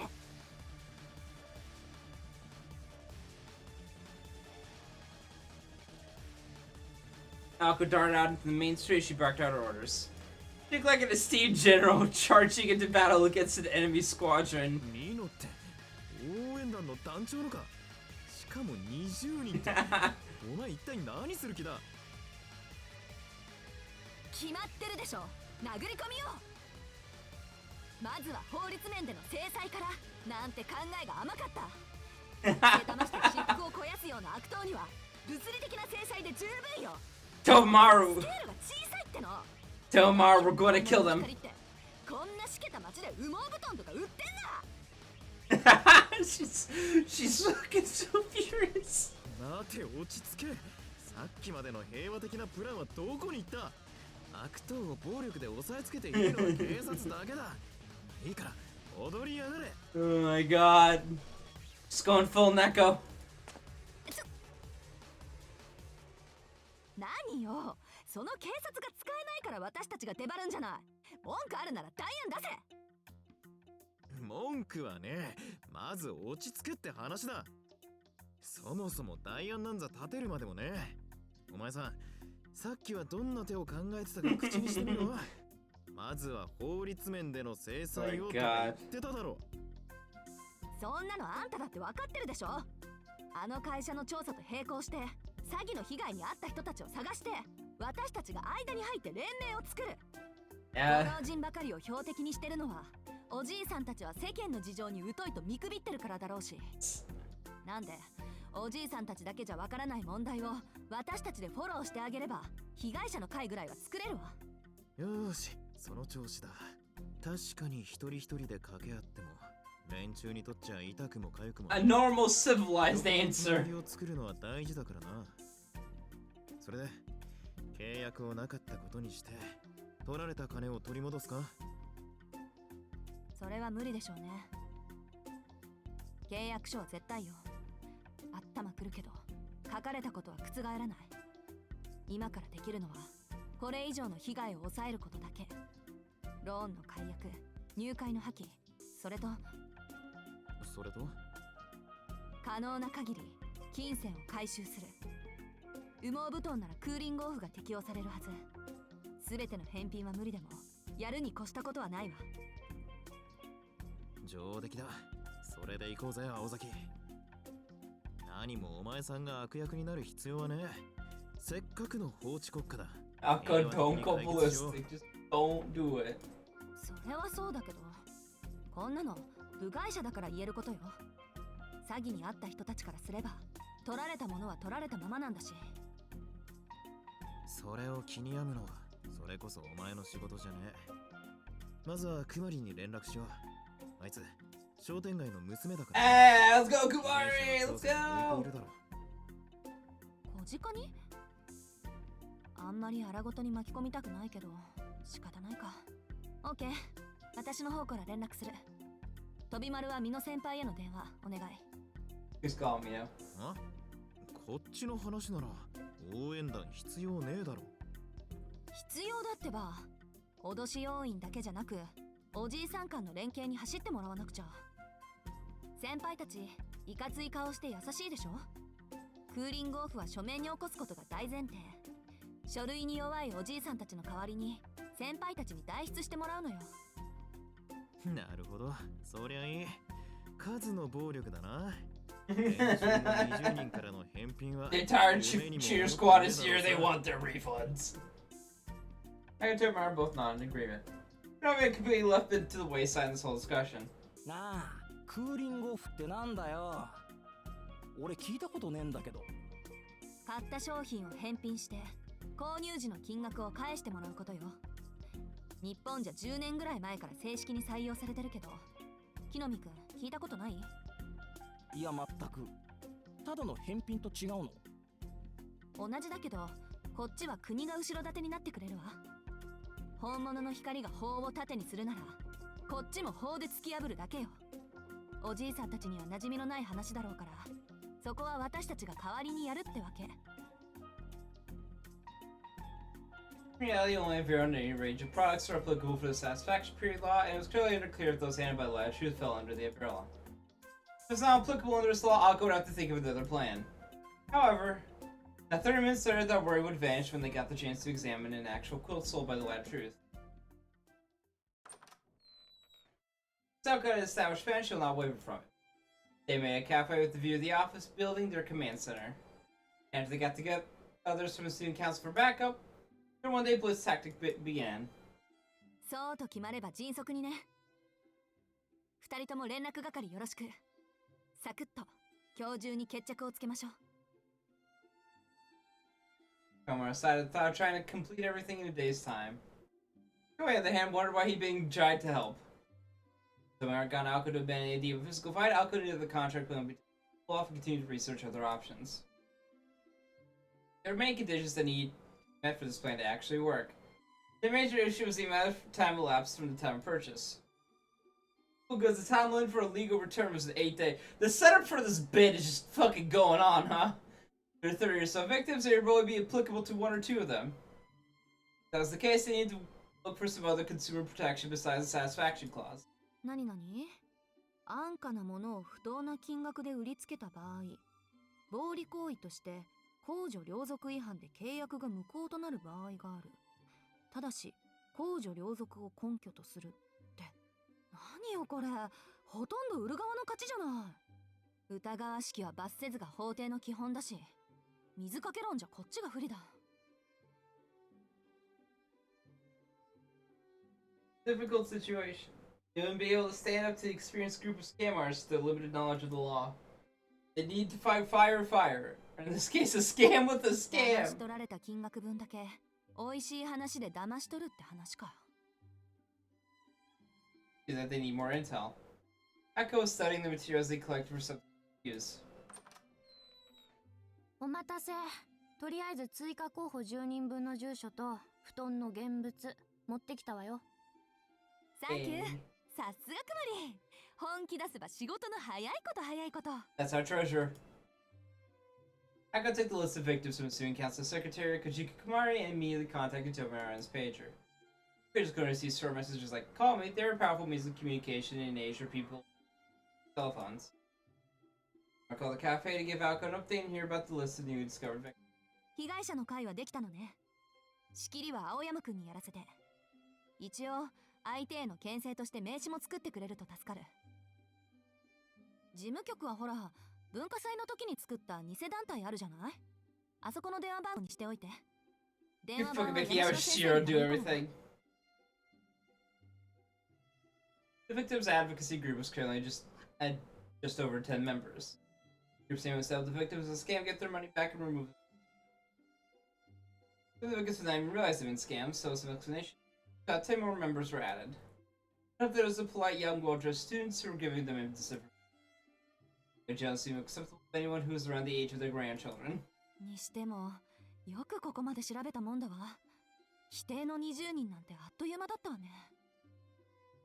あんたの言う条件が分かりやすかったから。60過ぎのご老人で、一人暮らしで、町内会に入っていない人を探せばよかったんだし。やってることは本物の光の販売員と一緒。でも、こんなんでなんとかなる話じゃないと思うけど。結局のところ、抗議するのが関の山じゃ。青崎？ちょっと、何薄気味悪い顔で笑ってるのよ。What are you doing, Aoko? Aoko looked up after being called out by your friend. いやー、面白いもん見つけちゃって。成果の乏しい戦いになると思ってたけど、風向きが変わったわ。ほら、見てクマ。この羽毛布団のマーク。ん？ Aoko showed the product labels down quilt. And on the tag was looked like a Japanese industrial standards logo. Help maintain the equality of industrial products in Japan. This mark were required to be produced in accordance with the Industrial Standardization Law. あれ？ JLS？ そう。こうなると契約書が逆に武器になる。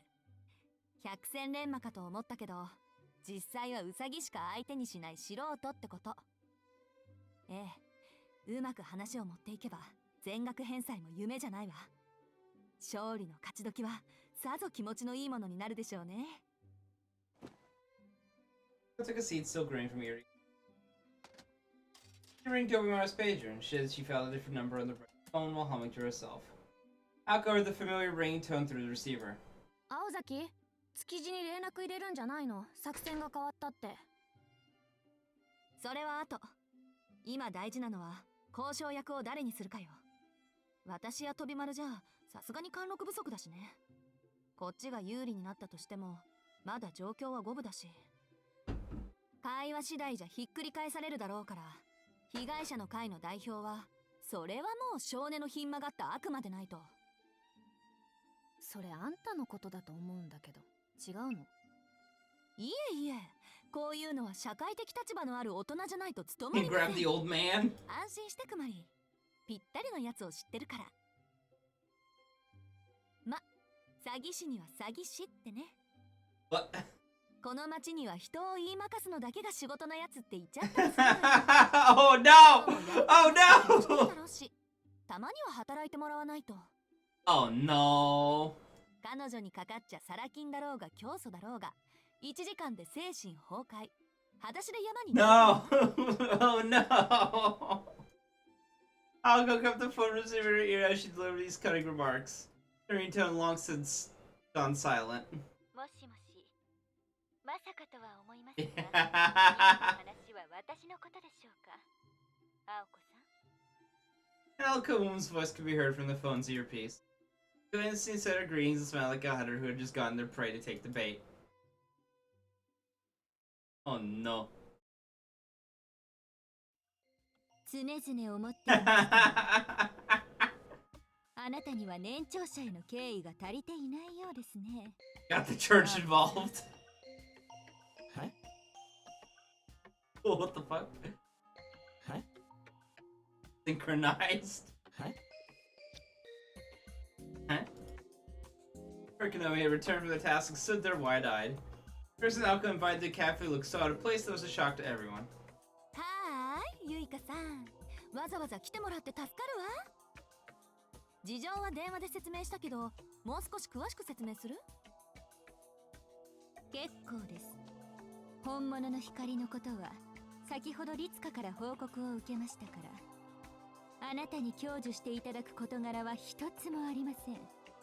He's building up a force. あるま、ご機嫌なのね。よかった。そのテンションのまんま勝ち込みお願いね。一般人の一人や二人、ゆいかさんが本性を出せば、睨むだけでそっとさせられるでしょ？そうなの？このお姉さん、相田協会のシスターさんだよね。俺、密かに憧れてたんですけど。いや、そんな場合じゃねえ。どうも、木南芳介っす。青崎さんとはあんまり仲良くないんです。We're not really friends! It was clear trying to earn points, but showing that he was also not that friendly with Aoko. Tsuyuka gave him an angelic smile back. これはご丁寧に。相田協会で装飾を務める須瀬ゆいかです。いやー、すんげえ。本当にシスターだよ、シスター。会長、とんでもない隠し玉連れてきたな。Odd. あれ？でもゆいかさんに何してもらうの？いや、俺はいてくれるだけで嬉しいけど。まあ、大体想像できるが。はじめまして、シスターゆいか。三崎高校生徒会副会長、築地飛び丸です。Murray didn't look so well. Perhaps he figured out where the course of events was headed. The jailhouse label was indeed illegal. Or made Aoko realize how much she could get the victim's money back and run the light of truth out of town completely. Sister Yuiko was her solution. てっきり証拠に物を言わせて訴えられたくなければ示談で済ませろ、全額返して出ていけって話かと思ったが、恐ろしい女だぜ。追い出すだけじゃなくスカンピンにして放り出そうって腹か。So it's like, oh no, gonna take him for all they're worth. は？なんでそうなるの？何？美人なだけじゃなくシスターさんってそんな権利持ってるの？シスターさんがじゃなくてゆいかさんの人間力と言うべきね。はい、これ被害者の会からの連名書。一応うちの応援団の先輩たちも待機してるけど、何人か連れていく？そうですね。逆上して手を挙げられては後片付けが面倒ですので、抑止力として5人ほど。あとは青子さんが同行してくれるのでしたら、私としては不満はありません。え？どういうこと？もしかしてシスターさんが話つけに行くの？いいのいいの。ゆいかさんはこう見えて荒事の専門家なんだから。ねえ、ゆいかさん。あなたほどではありませんが。いいでしょう。今回は利益が一致します。あの事務所の方々が違法を働いているのは事実ですから。罪には罰を、善良な人々を、特に私たちの同胞を苦しめた手合いには相応の痛みが必要です。さすが泣く子も黙る鬼のシスター。期待してるわ。昔から商売敵を潰すのは得意だものね、あなたたち。言われるまでもありません。一つの土地に二つの教えがあっては迷惑です。Oh no.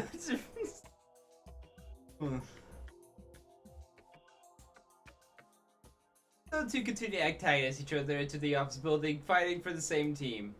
The 5 burly members of the cheer team followed in behind them. They left behind a glum Tobimaro and completely clueless Konomi. わかんねえ。青崎、あの美人さんに何やらせる気なんだよ。そりゃお前、口にはできない残虐行為だろ。相手の弱みを握ったらととことん叩きのめすのが青崎だからな。You don't want to know. This is a level of extremity that you 違法 don't 犯 want を to think ネタに about. して契約解除をさせた後に告訴するって流れ。訴えるのはシスターの役目だな。立場上、学生である青崎よりシスターの方がお題目が立つ。何よりあの教会、たまに嫌な噂を聞くしな。連中、貯めた財産根こそぎ取られるだけで済めばいいが。We're taking two deep breaths, so we also headed towards the office building. 天下も事務所に行くの怖くない？ Oh, you're walking it too. 行かねえよ、おっかねえ。俺のはちょっとした野暮用だ。てめえも補習に戻れよ。今日の礼はまた改めてくれてやるから。ばっか、補習なんてもう終わってるじゃんか。気がつけばもうすぐ夕方だぜ、夕方。楽しかったからいいけどな。違いない。あっという間の半日だった。Tomorrow we have goodbye and disappeared into the office building. That was strange since I just said he wasn't going in there. Gotta pull our boy out. Oh. However, he left this wall as after hearing a noise that sounded like glass breaking on the third floor of the office building. Kenobi was just like, I don't fucking care. This ain't me. I'm out.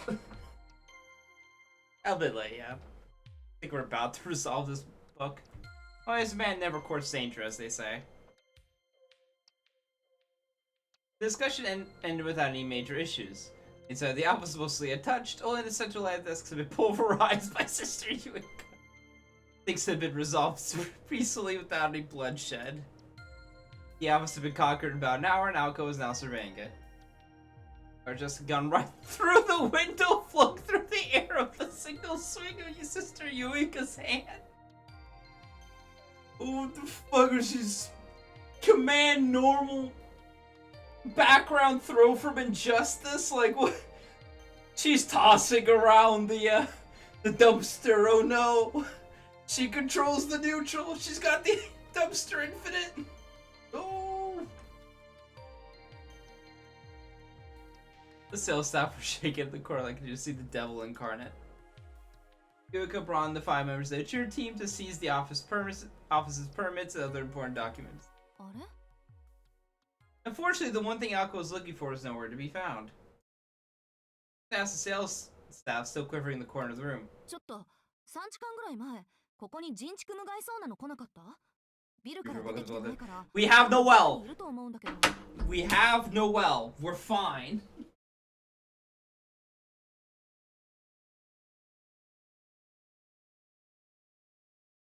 Everyone shook their heads no.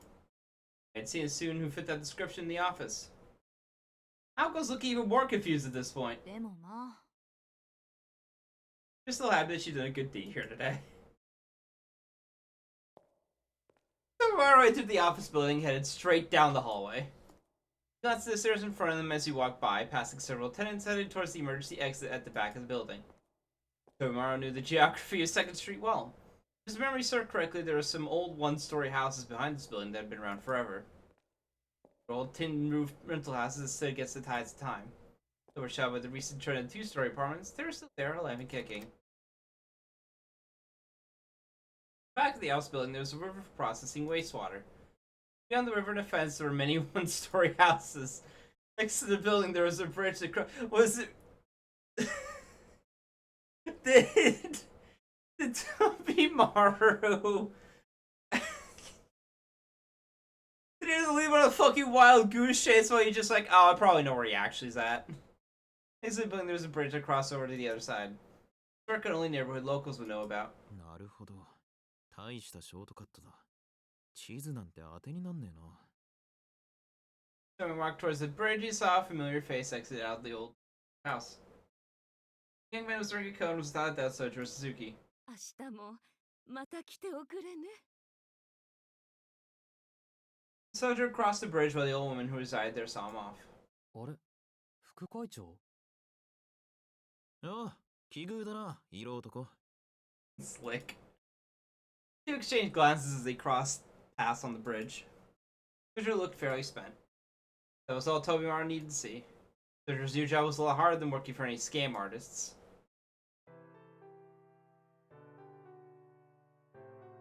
They both stopped to talk on the footbridge. あの辺りに親戚でもいんのか？いや、いない。一つ手に紹介されて、おばあさんの話し相手をしていただけだ。Aww. For some reason, Sojourner readily revealed what he had refused to tell Aoko. そんな気軽に話していいのか？守秘義務とかありそうだが。いや、秘密にしなくちゃいけない話でもないんだ。ただ、話しちゃいけない気がしただけで。飛び丸には出てくるところを見られたし、正直、誰かに言いたい気持ちはあった。Sitting on the rail of the footbridge, Tobimaru urged him to go on. Turned out Sojourner's story was nothing out of the ordinary. His new part-time job was to be a home helper in that old one-story house. Tristan was a widow who had been left alone after her son moved off to the city. 初めはただのお手伝いだったんだけどね。Spoke with a troubled, slightly regretful smile. He was ashamed of something he'd done.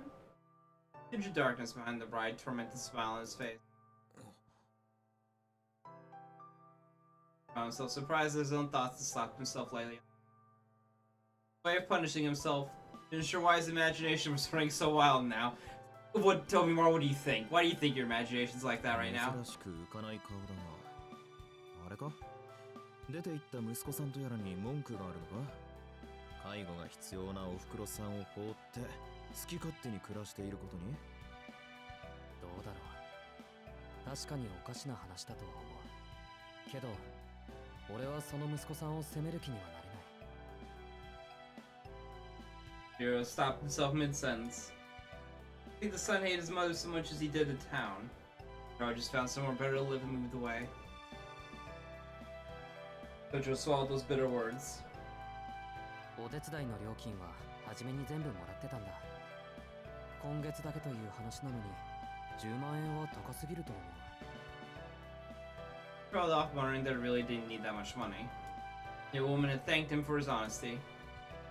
That was part of Sojourner's appeal, most likely. Nowadays, the woman put her trust in Sojourner and trusted him like her own grandson. ああ、それは素直に嬉しいんだけど、問題は。She always saw him with a smile and asked him to return to Myra. Every time he left, she gave him a stack of cash in the hope that he wouldn't forget her. あ？それだけで大金もらってたのか？うん。お孫さんの代わりをしてほしいと言われた。I see why Tobimaru is important for this side story now. あなたは信じられるから、これで孫のように振る舞ってくれって。なんだそりゃ。少しも信じてねえよそれ。ん？金で動く孫がいるか？そりゃヘルパーと変わらねえ。いや、おばあさんはヘルパーさんにはお金は払わないと言った。信頼できないから。あのおばあさんが信じられるのはお金だけなんだ。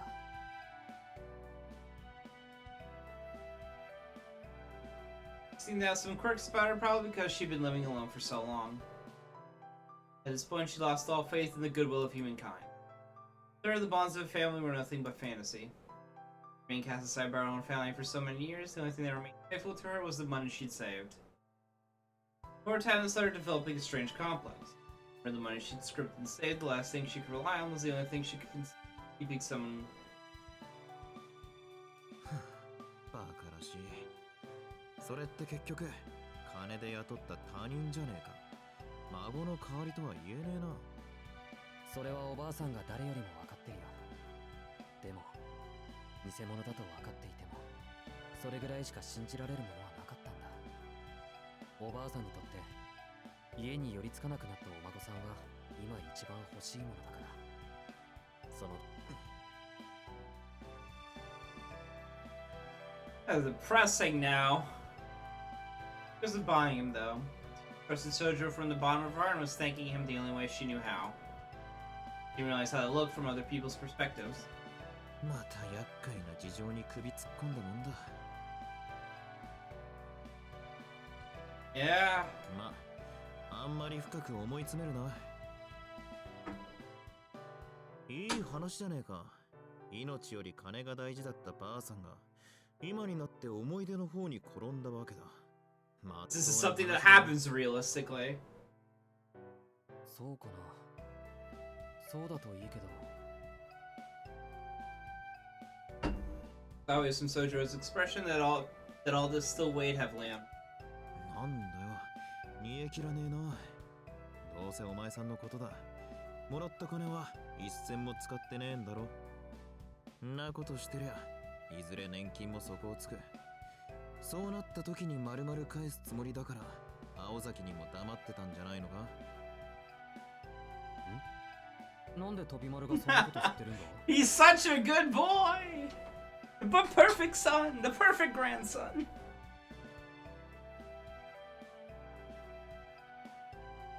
まあ、いや、なんとなくそんな気がした。Corey decided it's best not to tell Sojo about all the trouble they went through him today. Aoko would only make him regret it later if he did. でも、この話の一番難しいところはね、飛び丸。その人にはお孫さんはいなかったんだ。お。は？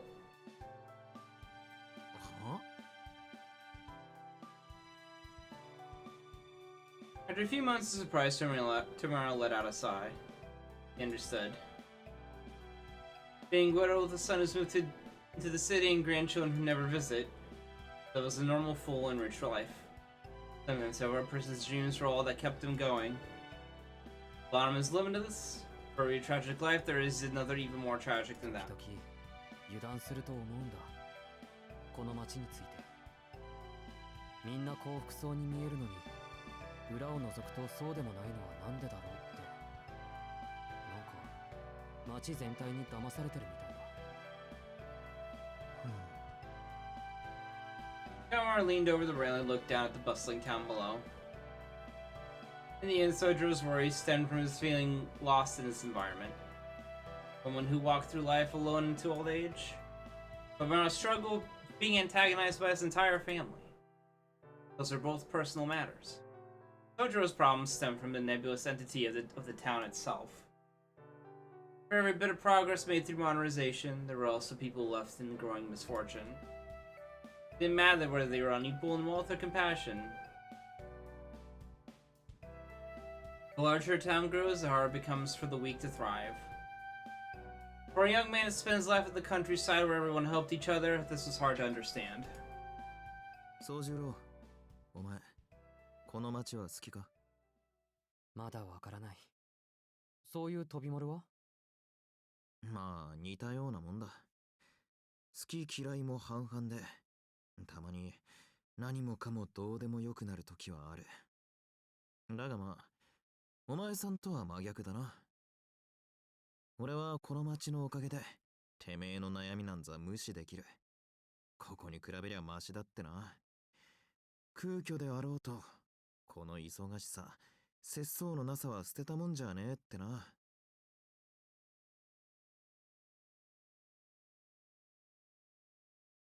Just like, yeah, that's very much just like him looking around at him getting a job from a local to help out a woman who lives in, like, I would call it the recess of the city, for lack of a better term, but like some place that you'd have to know to get to. He's getting involved with it more, he just still doesn't know how to feel about it.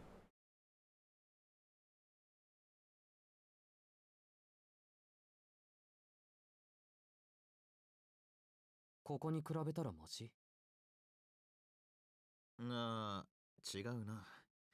マシというよりはありって感じか。Kobimaru is his foil. バイトしてればたまに思うだろ。街ってのは隙間を作らないように回ってるんだ。欠席にしろ空席にしろ、空きができたらすぐに埋められるようにできている。当たり前のようで、こいつはよくできた共同体なんだよ。昨日までは誰でもなかった他人が、明日には必要な隣人になってるかもしれない。昨日まではなかった街角に、新しい建物ができていることもある。まるで毎日が切った縫ったの大手術だ。それでもうまく回ってることに真剣に感心する。 Loneliness and progress. 本当に Like two different perspectives on it. 俺はてめえだけで生きてるんじゃなくて、どうでもいい誰かのどうでもいい頑張りのおかげでこうして管負けてるんだってな。持ちつ持たれつだ。そういう巡り合わせを成立させているだけでもどんなバランスなんだって呆れるわけだ。 The mountains are alive, so is the city. Tomorrow's didn't seem to like the way the living creature had manifested itself. そ So, うか。敬意を払ってるんだな、飛びま。まあ照れくさいがそういうことだ。 someone who was born and raised in the city, Tomorrow was thankful that complete strangers were able to help each other out. つうかお前さんは贅沢すぎる。初めから好きなところに住めるやつなんていねえだろ。生まれる場所は選べねえしな。単純な話、自分が住むって決めたところを好きになるしかねえってことだ。He just fucking kicked him. Oh, he slapped him. Tomorrow gave Sojo's back a hard slap. Hit Sojo straight up his posture and snapped him out of his slump a bit. でも飛び丸、そこに住むって決めても好きになれなかったらどうするんだ。どうしても好きになれないやつは And 違う土地に行けばいい。嫌なら逃げてもいいんだよ。放浪するのも人生だぜ。 Sojo was so impressed with Tomorrow's words he couldn't speak. They gave him a new perspective. These are just the words, don't be scared to run away from a bad place. But it really left a strong impression of Tobimara's confidence. Although he'd been born in his town, he spoke freely of abandoning it. 飛び丸から逃げるなんて言葉が出るとは思わなかった。逃げる先があるなら逃げてもいいだろって話。そりゃ勝ちとか成功とかそういう言葉に固執するのも悪くはねえさ。富と名声はいいもんだしな。だが俺にはどうも勝ち続けるっていうのは固まるってことに見える。息苦しくてしょうがない。青崎みたいにがんじがらめになっても突き進むパワーもねえしな。心情は軽い方がいいだろうよ。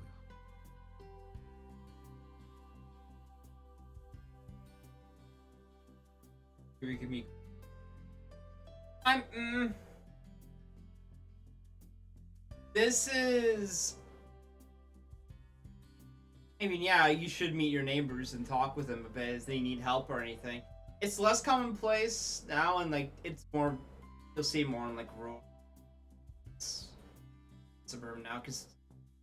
time period different. Time period lag is a hell of a drug, and is...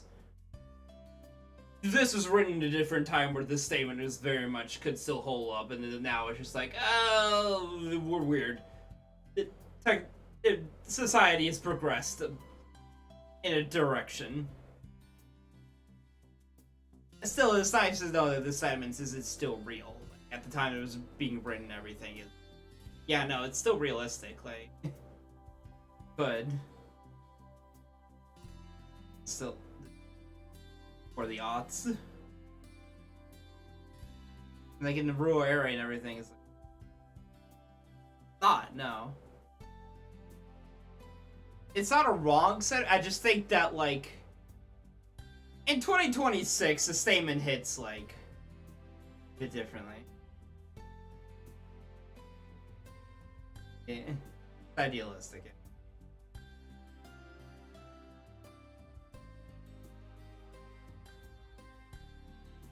But in like in the... It's a nice ideal.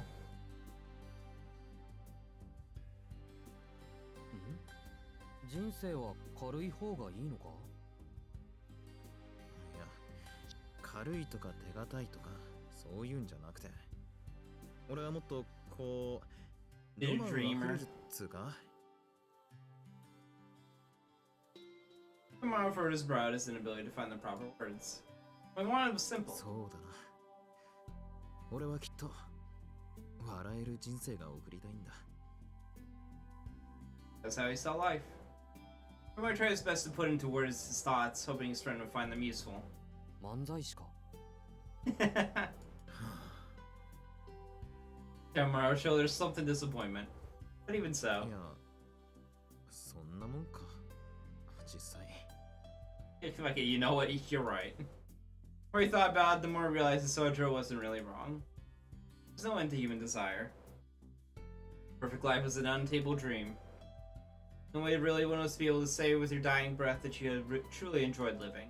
たく青崎の影響かね考えなしのバクとかっていうのあいつボニー&クライドとか大好きなんだろうな Tomura entirely scratched his head. Never would have said something like this last year, considering how pessimistic he had been then. ともかくだ他人の事情にいちいち落ち込んでるようじゃ日が暮れるぜいや実際もう暮れかけてるけどなとんだ道草だそうか引き止めてすまなかった飛び丸は他に用事が俺もおとなしく家に帰るとするかそっちも日が落ちる前に帰れよ何をしていたか聞かれたら隠さず事情は説明しとけ Be honest. お前が思ってるほど They won't hate 綺麗 you. な話じゃねえから Sojiro frowned and fell silent. He's not come to terms with his arrangement with that old woman yet. He hadn't gone in the first place, she might not have felt like anything was missing.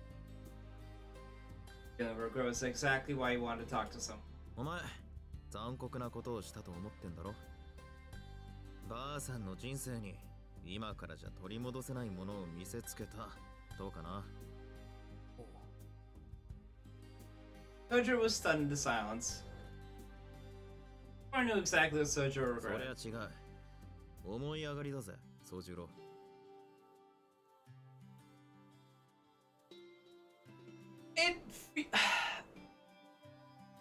I don't know if it's incorrect to say this, but it does feel like they're in a bit like a Dante and Virgil-esque situation from like Dante's Inferno.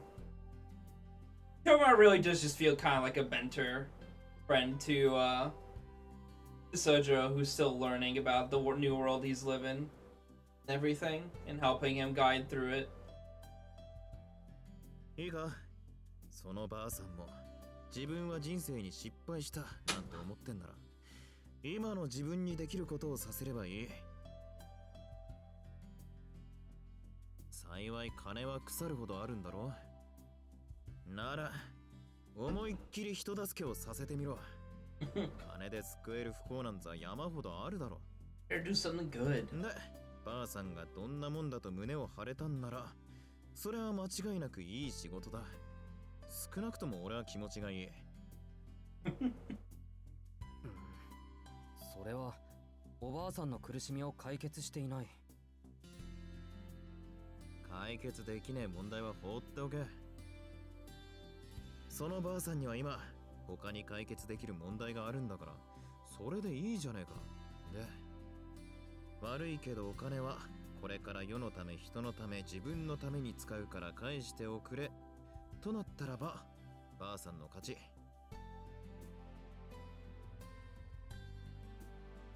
偽物の孫なんざよりよっぽどいい生きがいに目覚めたわけだなしかしこれで満足したから残りはやっぱりもらっておくれといえばお前さんの勝ちばあさんにとってはやっぱり孫の方がいいってことでそん時は大手を振って大金持って帰りやがれなるほど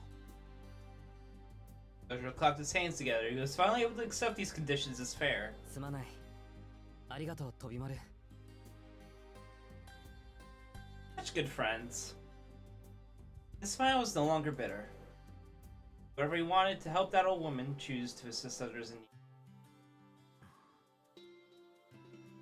I thought that such unwavering confidence was a sign of true freedom.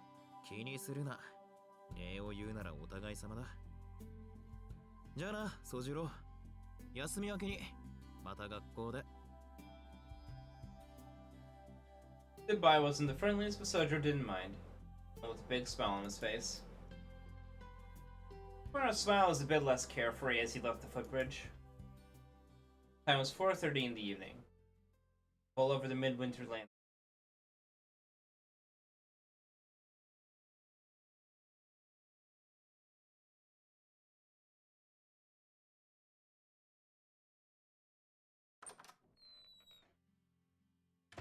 Tadaima. 今夜はまた一段と冷えるね。Aoko and Alice are both in the drawing room when neither of them had eaten dinner yet. Aoko looked displeased. Alice sat uncomfortably on the sofa. あれ、もしかしてこっちの帰りを待っていたのか? Alice quietly affirmed his assumption. Aoko vehemently denied it. 青崎、俺の気のせいならいいんだけど、なんだか昨夜以上にどうかしてないか? Pleasure had gotten slightly better at reading the room, but he still had difficulty choosing the right words. Oh, so you worked up! That's what she wanted to say, but she stopped herself.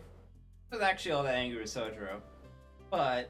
どうかしてるの、青子?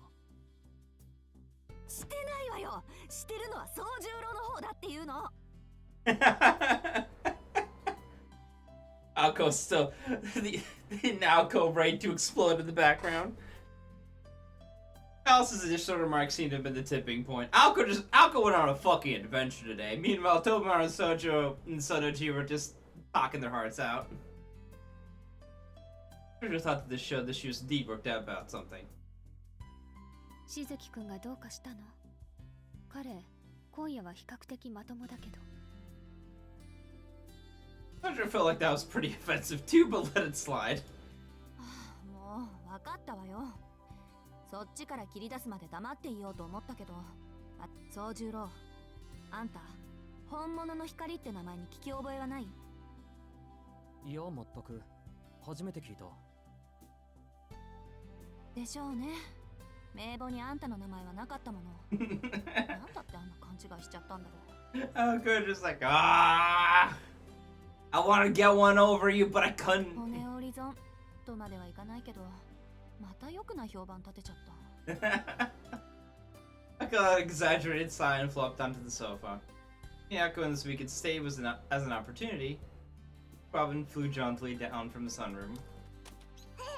見てたっす。自分見てたっす。ご近所じゃもうおひれつきまくりっす。青崎さんとこの娘また指一本で見せつぶしたとかマジパネ。指先一つでダウンとかどこまで都市伝説作る気っすか? Thank you, Robin. Robin continued to shout her praise for Aoko's deeds of valor.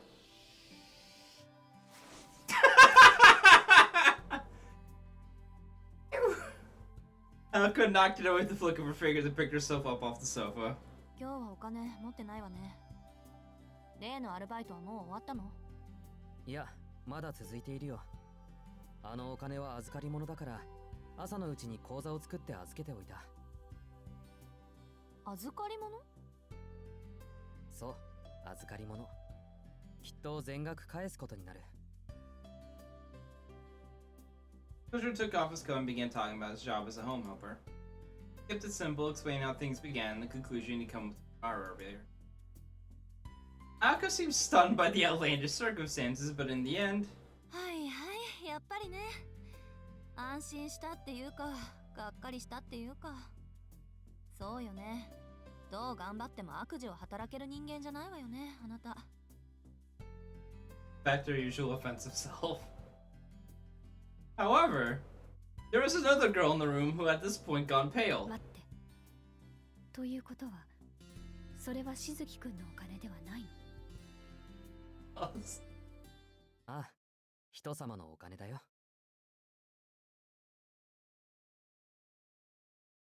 アリス？ Alice, what did you do? Alice, did you make a down payment on something you... なんかとんでもない顔してるけど、どうかした？それが、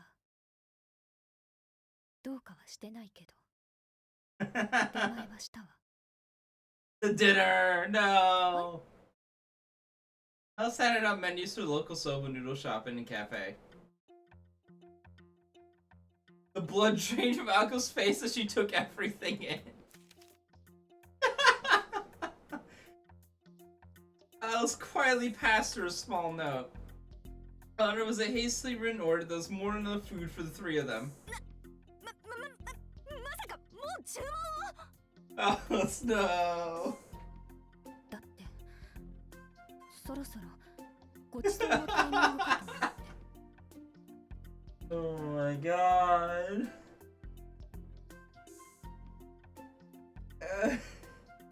This is about time somebody treated us.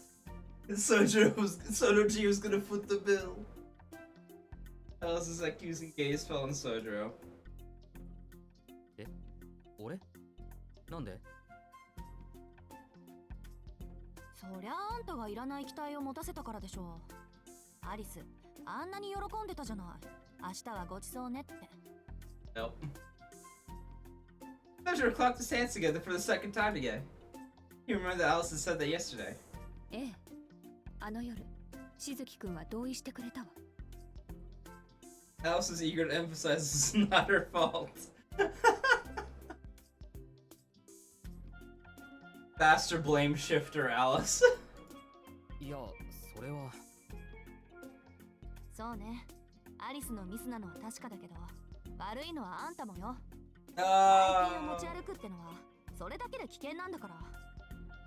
いい教訓になったんじゃない？観念して二人で感情折半しなさいよ。Aoko is trying to get out of this. Hold on. いや、それはできない。あのお金は預けてきたし、そもそも500円しか持ち合わせがない。Nope, can't pay. Not me. そう。合わせても足りないわね。試したことはないけど、出前にキャンセルは効くのかしら。No. An heir to the spell fell upon the Kuanji estate. Aoko sighed as if none of this involved her. She hated to call them, but perhaps this was her fate. そうなるか。いいわよ。私が出してあげる。今日は臨時収入があったから、パーッと派手に使える。 Aoko, did you extort them a little? Aoko said a proposal made both Sojiro and Alice perk up. つまり、青崎のおごり。そんな信じられない。いいの青子。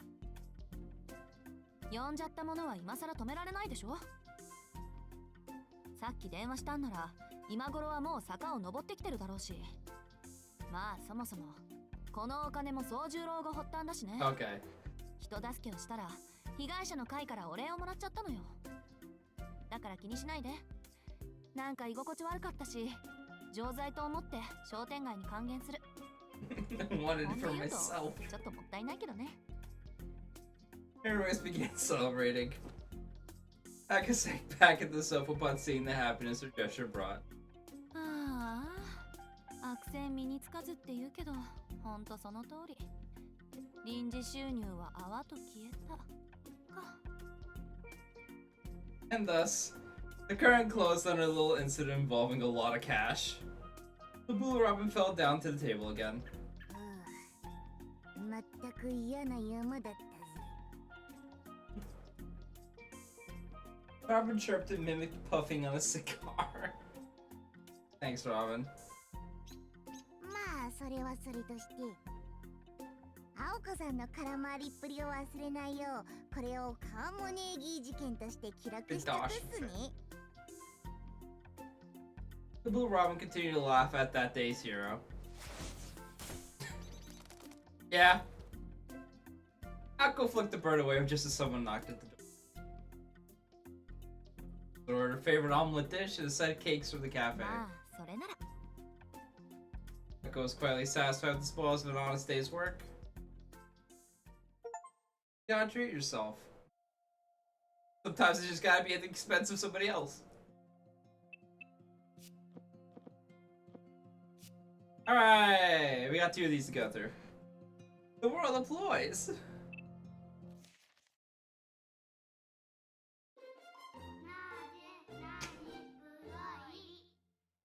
Oi. That's a familiar. Oh no. We've lost the budget. プロイ。 We've lost the budget, ladies and gentlemen. We're in MS Paintland. 魔法のマの字も知らない全国のシャバゾーども。ヒロインにならんと高校デビューしたものの、真のヒロインにその座を奪われた青セーターども。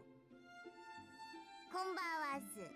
よくわからない話をよくわからない方向でレクチャーする新番組、なぜなにプロイの時間っすよ。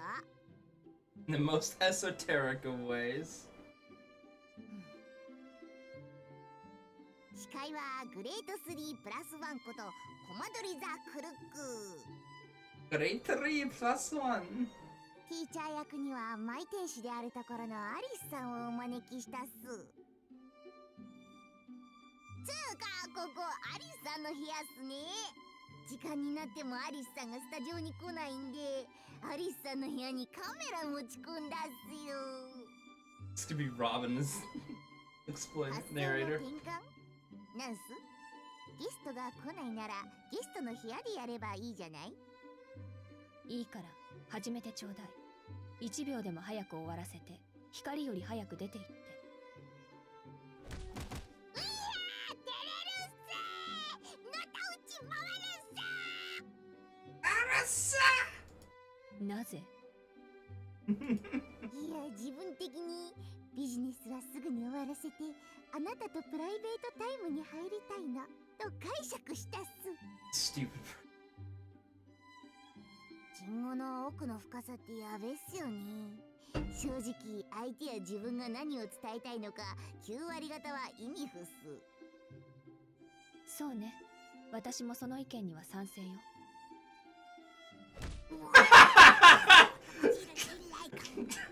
頼られるって時に重いっす。というか物理的に重いっす。 It's an entire fucking bookshelf. That's the plot. That's the entire plot.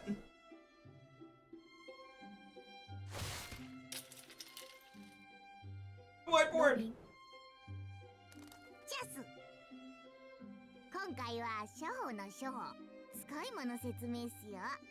魔術音痴の一元さんに優しい授業、それがなぜなにプロイなわけっすね。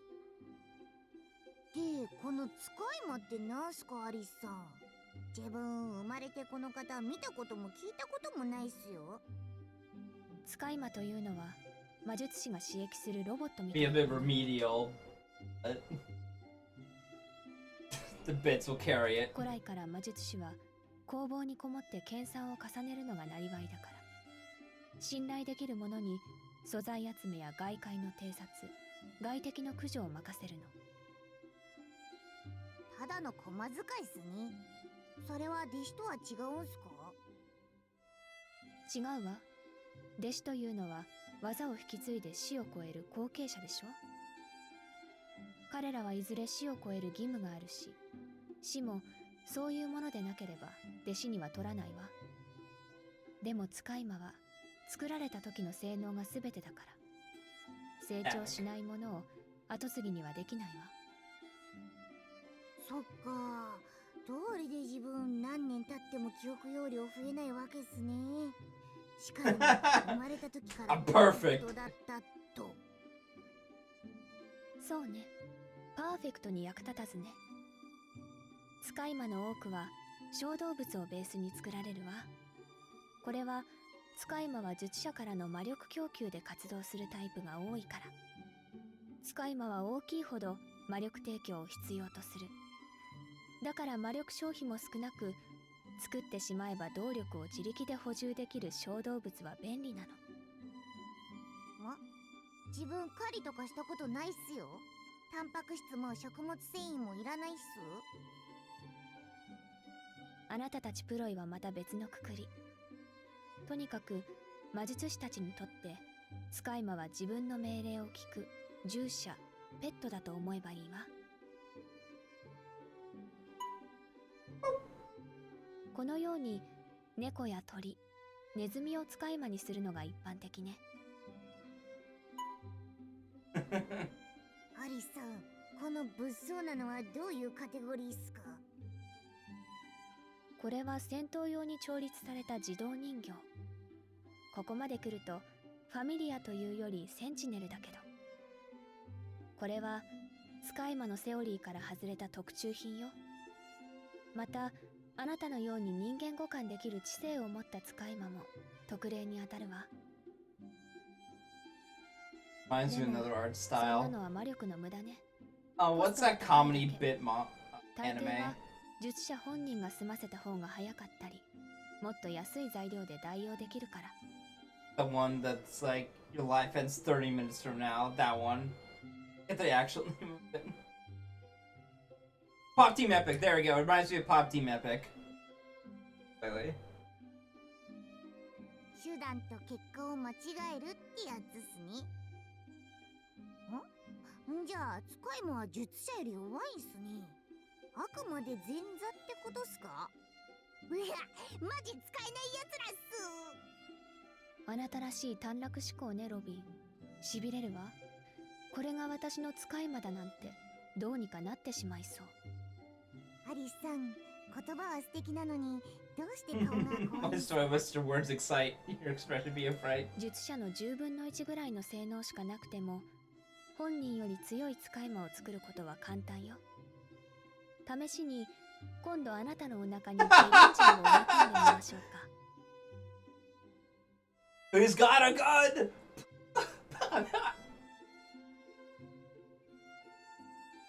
Oh no. 泣いたり笑ったり飛んだりはできなくなるけど、 Robin do. 相手を驚かせるぐらいはできるわ、きっと。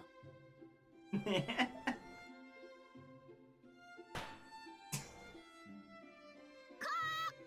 りザクラッカーかっちょいいっせー。クリスマスに大活躍の予感。 Get your Robin Derringer this Christmas. Real. まさに豆鉄砲ね。そのまま消費されてくれないかしら。なんか当たりきついっす。でもこれで大まかな説明はしたっすね。使い魔は魔術師を守るロボットで、その性能は作った魔術師によってまちまちと。万能感あふれるアリスさんはともかく、青子さんが使い魔を作ったらどうなるっすか？やっぱり起動 Familiar, Aoko? A bomb. ありえない過程ね。青子には使い魔を作るだけの技量はないもの。そもそも彼女は壊すことしかできないのよ。その唯一の特技を使い魔に任せてしまったら、存在意義も跡形もなく壊れてしまうわ。はあ、さりげにひどい発言っす。戦闘において青子は使い魔に任せる必要がない。逆に私は戦うことはできないから。なるほど。青子さんは青子さん自身が強い。アリスさんはアリスさんの周りが強い。 Two different schools in Magecraft. チェスいえ、将棋で例えるなら青子は王将だけの陣営。 If you're using the chess analogy, why are you showing shogi? 私は陣営こそ強力だけど、王将自体が負の能力しかないというイメージね。そうっす。アリスさんは体力も運動神経もないうんちキャラだったっす。泳ぎは犬かきしかできない。鉄道もできなければ自転車にも乗れない。 Oh. 体育の時間は校庭の端っこで座っているだけの簡単なお仕事だが、それがいい。自分盗撮してるから知ってるっすよ。巻いてしよう。ただ美しく。あれ So that's to show you.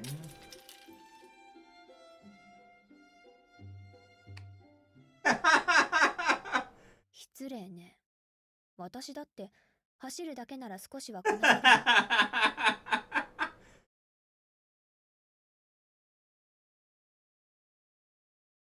Sponsor Typhoon. Robin dying.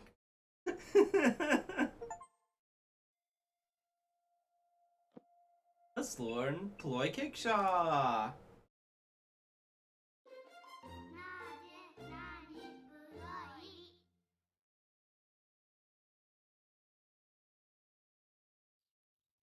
こんちは。日課のマンウォッチをこなし、颯爽と円に降り立つ青い影。さしずめ鳥は舞い降りたというところっすか。今回はここ、アリスさんが指定した特設会場でレクチャーを始めるんすけど、ここ、どう見ても普通の円っすよね。アリスさんはどこに？遅かったわね、ロビン。出演者としての自覚はあるのかしら。はっ、声忘れども姿はなしっす。ここには園児しかいないというのに、アリスさんはどこに？ここよ。But why though? But why? なぜなにプロイ。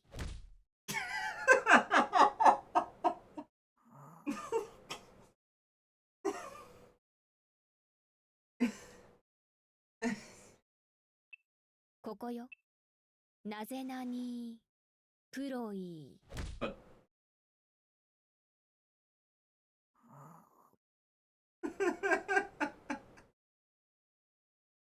Thanks, Alice. なぜなに He just had to repeat it again. なぜ黙っているのかしら、ロビン。 As in Nani play. いや、別に何でもないっす。自分的には何の違和感もなかったところが余計怖かっただけっす。さすがマイ天使であるところのアリスさん。何を着てもヤバいぐらい似合うっす。ほんとバイヤー。ところで、素朴な疑問なんすけど、ここ What are で we 何 doing here and why? あとなんで？マンネリズムは良くないでしょ。おまけコーナーだからって素 We 材を drew 使い many, 回 many すのは sprites for 私の this. 美学に反するわ。なんとか道場じゃあるまいし。This is not the Taiga Dojo. We ain't like that. だから場所を変えたっすか。なるほど。それはおおむね理解したっす。青子さんもびっくりの浪費かぶりっす。でも自分、スモックよりワンピの方が好みなんすよね。ドレスみたいなの、女神っぽいの。いや、スモックがダメという話ではなくってっす Or ね。 what the fuck are you あ talking くま about? でイメージの問題。絵画にした時の説得力、森と鳥と少女みたいな。あ、ほら、鳥と園児じゃ園児のインパクトが強すぎて鳥にフォーカスが当たらないっつうか。 Bird, what the fuck are you going on about? いけない。歌詞作りの途中だったわ。ナチュラルに無視。ところでアリスさんは普段何をやってるっすか？ You 青子 ruin. さんは生徒会、シャバゾウはアルバイト、アリスさんは帰宅部っす。見ての通りよ。時間があれば Counter.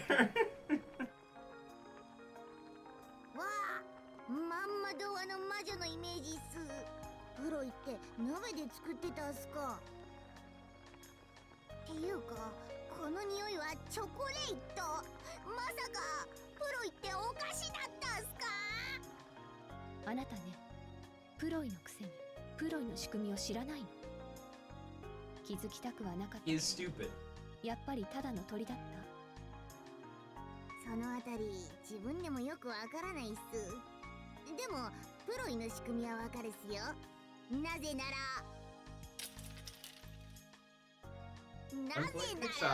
これからアリスさんが海より深く空より広くかっちょいい説明してくれるからっす。本編で説明している通りよ。以上、解散。 We're こ done. のコーナーの根底を崩す一言っすね。 Pay money for this house. 何か意見があって？ナイス。でもせめて概要だけでもレクチャーしてほしいっす。これじゃあこのコーナーなんとか道場以下っすよ。それは避けたいわね。 Can't So lose they Taiga. Milia. これがプロイキッシャーの綴り。これだけで説明になると思うのだけど、どう？プロイキックシャー？キックシャーの句はほとんどサイレントよ。西欧圏の子供のおもちゃ、子供騙し、軽蔑的に珍しいものといった意味ね。あ、知ってるっす。それ変人の意味でも持ち黒いも同様に正 Counter 方形のおもちゃで、こっちは戦争ごっこに使われるもの。子供のあ、知ってるっす。それ変人の意味でも持ち黒いも同様に西欧圏のおもちゃで、こっちは戦争ごっこに使われるもの。子供の教育用玩具の総称ね。戦略、戦術の俗語でもあり、スコットランドだとない意味もあるけれど。 It's a good thing this is set in Japan and not Scotland. この2つの単語を無理やりつなげたのがプロイキッシャーなんすね。もしかしてアリスさんオリジナル？私の母に伝わっていた独自の魔術系統よ。魔術協会に公開して権利と利益を得るなんて低俗なことはしていないから。まあ公開したところでアリスさんにしか扱えないんですけどね。マインスターの血に縛られてるっす。あなた、本当はちゃんと分かっているんじゃないの？すまないっす。今何言ったのか忘れたっす。自分昔のことは未来でThe past and of the future is all. マインスターというのは何？マイ女神っす。アリスさんの母君っすね。 Main story art style, Robin. This one's built for comedy, so. でも母君ミーハーだったんすよね。流行り物に弱いというかルイス・キャロルの大ファンでもあったっす。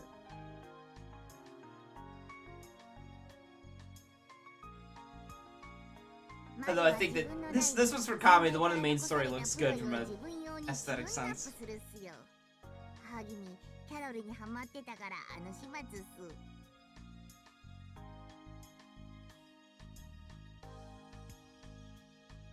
金を犯した時もノータイムで名前はアリスにしましょうなって微笑んだぐらいっすから。呆れた。少女趣味の塊だったのね、あの人。何言ってるっすか。シャバゾウが帰ってくると必ず目を覚ますアリスさんも負けてないね。Counter! Broke the rules, yeah. The witches in Mihoyo are not,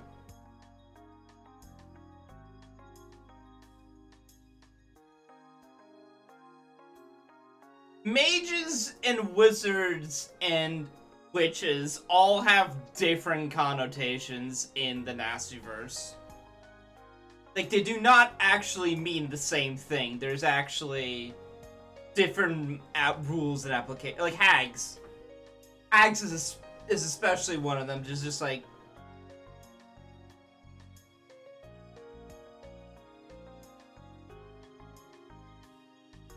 a different kind of society, you know that.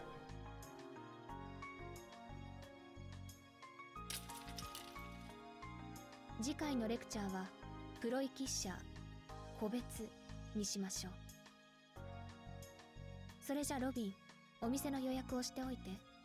それが済んだらチョコレートの湯煎それが済んだら鏡の磨き、それが済んだらそう電柱にでもぶつかって盛大に死んでちょうだい。いつも通りってことっすね。アリスさんなんか当たりきついっす。私本来はこういうキャラよ。本編では面倒だから黙っているだけ。面倒って何がっすか？あなたのようなもののOh, the fuck? いちいちカロリーを使うそれ Well, だけの価値があると思って。Jesus fuck. たまんないっす。自分グリコのキャラメルイカだったっすね。でもそれなら舐めてほしいっす。そうね。それでも死なないか一度試してみましょうか。Oh, oh, there's the fog. ノータイムでやっぱりプロイっておかしなんす。おめえ Oh, there's Jabberwock. Oopsie.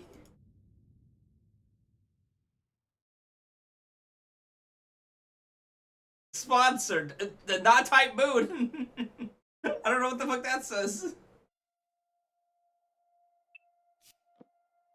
Oh, that Carnegie case is wild. Okay. As much as I want to start on, like, the next one, I feel like it'll be long. So... that we're gonna call it there at the end of part 2, Wonderful World of Ploy Kick Shots.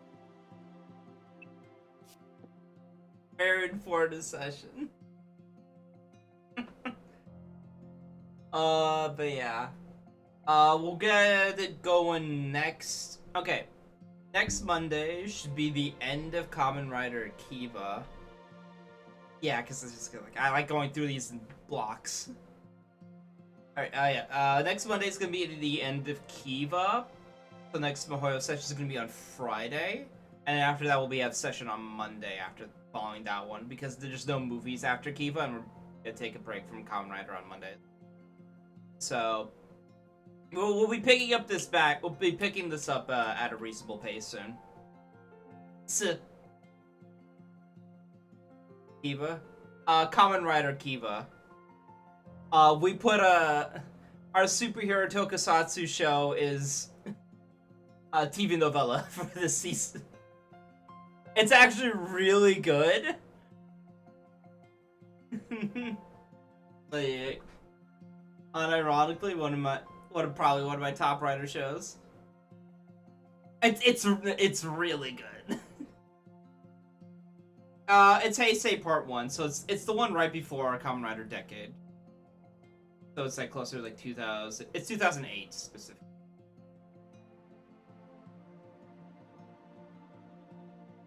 Make a point of it. You very much double. The one that came after Decade, Heisei Part 2. Or Heisei Phase 2, yeah.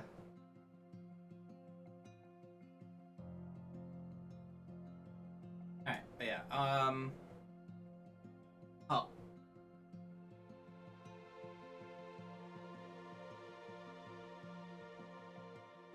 24 episodes. Yeah, but, yeah, so next stream is gonna be Rebirth, or not, remake on, Wednesday, maybe something in between. This, I might try to do something earlier sessions, but don't count on it. It depends. I hope everybody enjoyed. Until next time. Bye-bye. Don't believe his lies.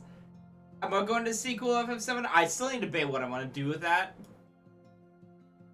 Because I think it's not going to be me. No, I don't think we're going to go into Rebirth. I think Claire's going to shoot me and she's like, do Valkyrie Profile 2. And I'll just be like, okay, we'll do Valkyrie Profile.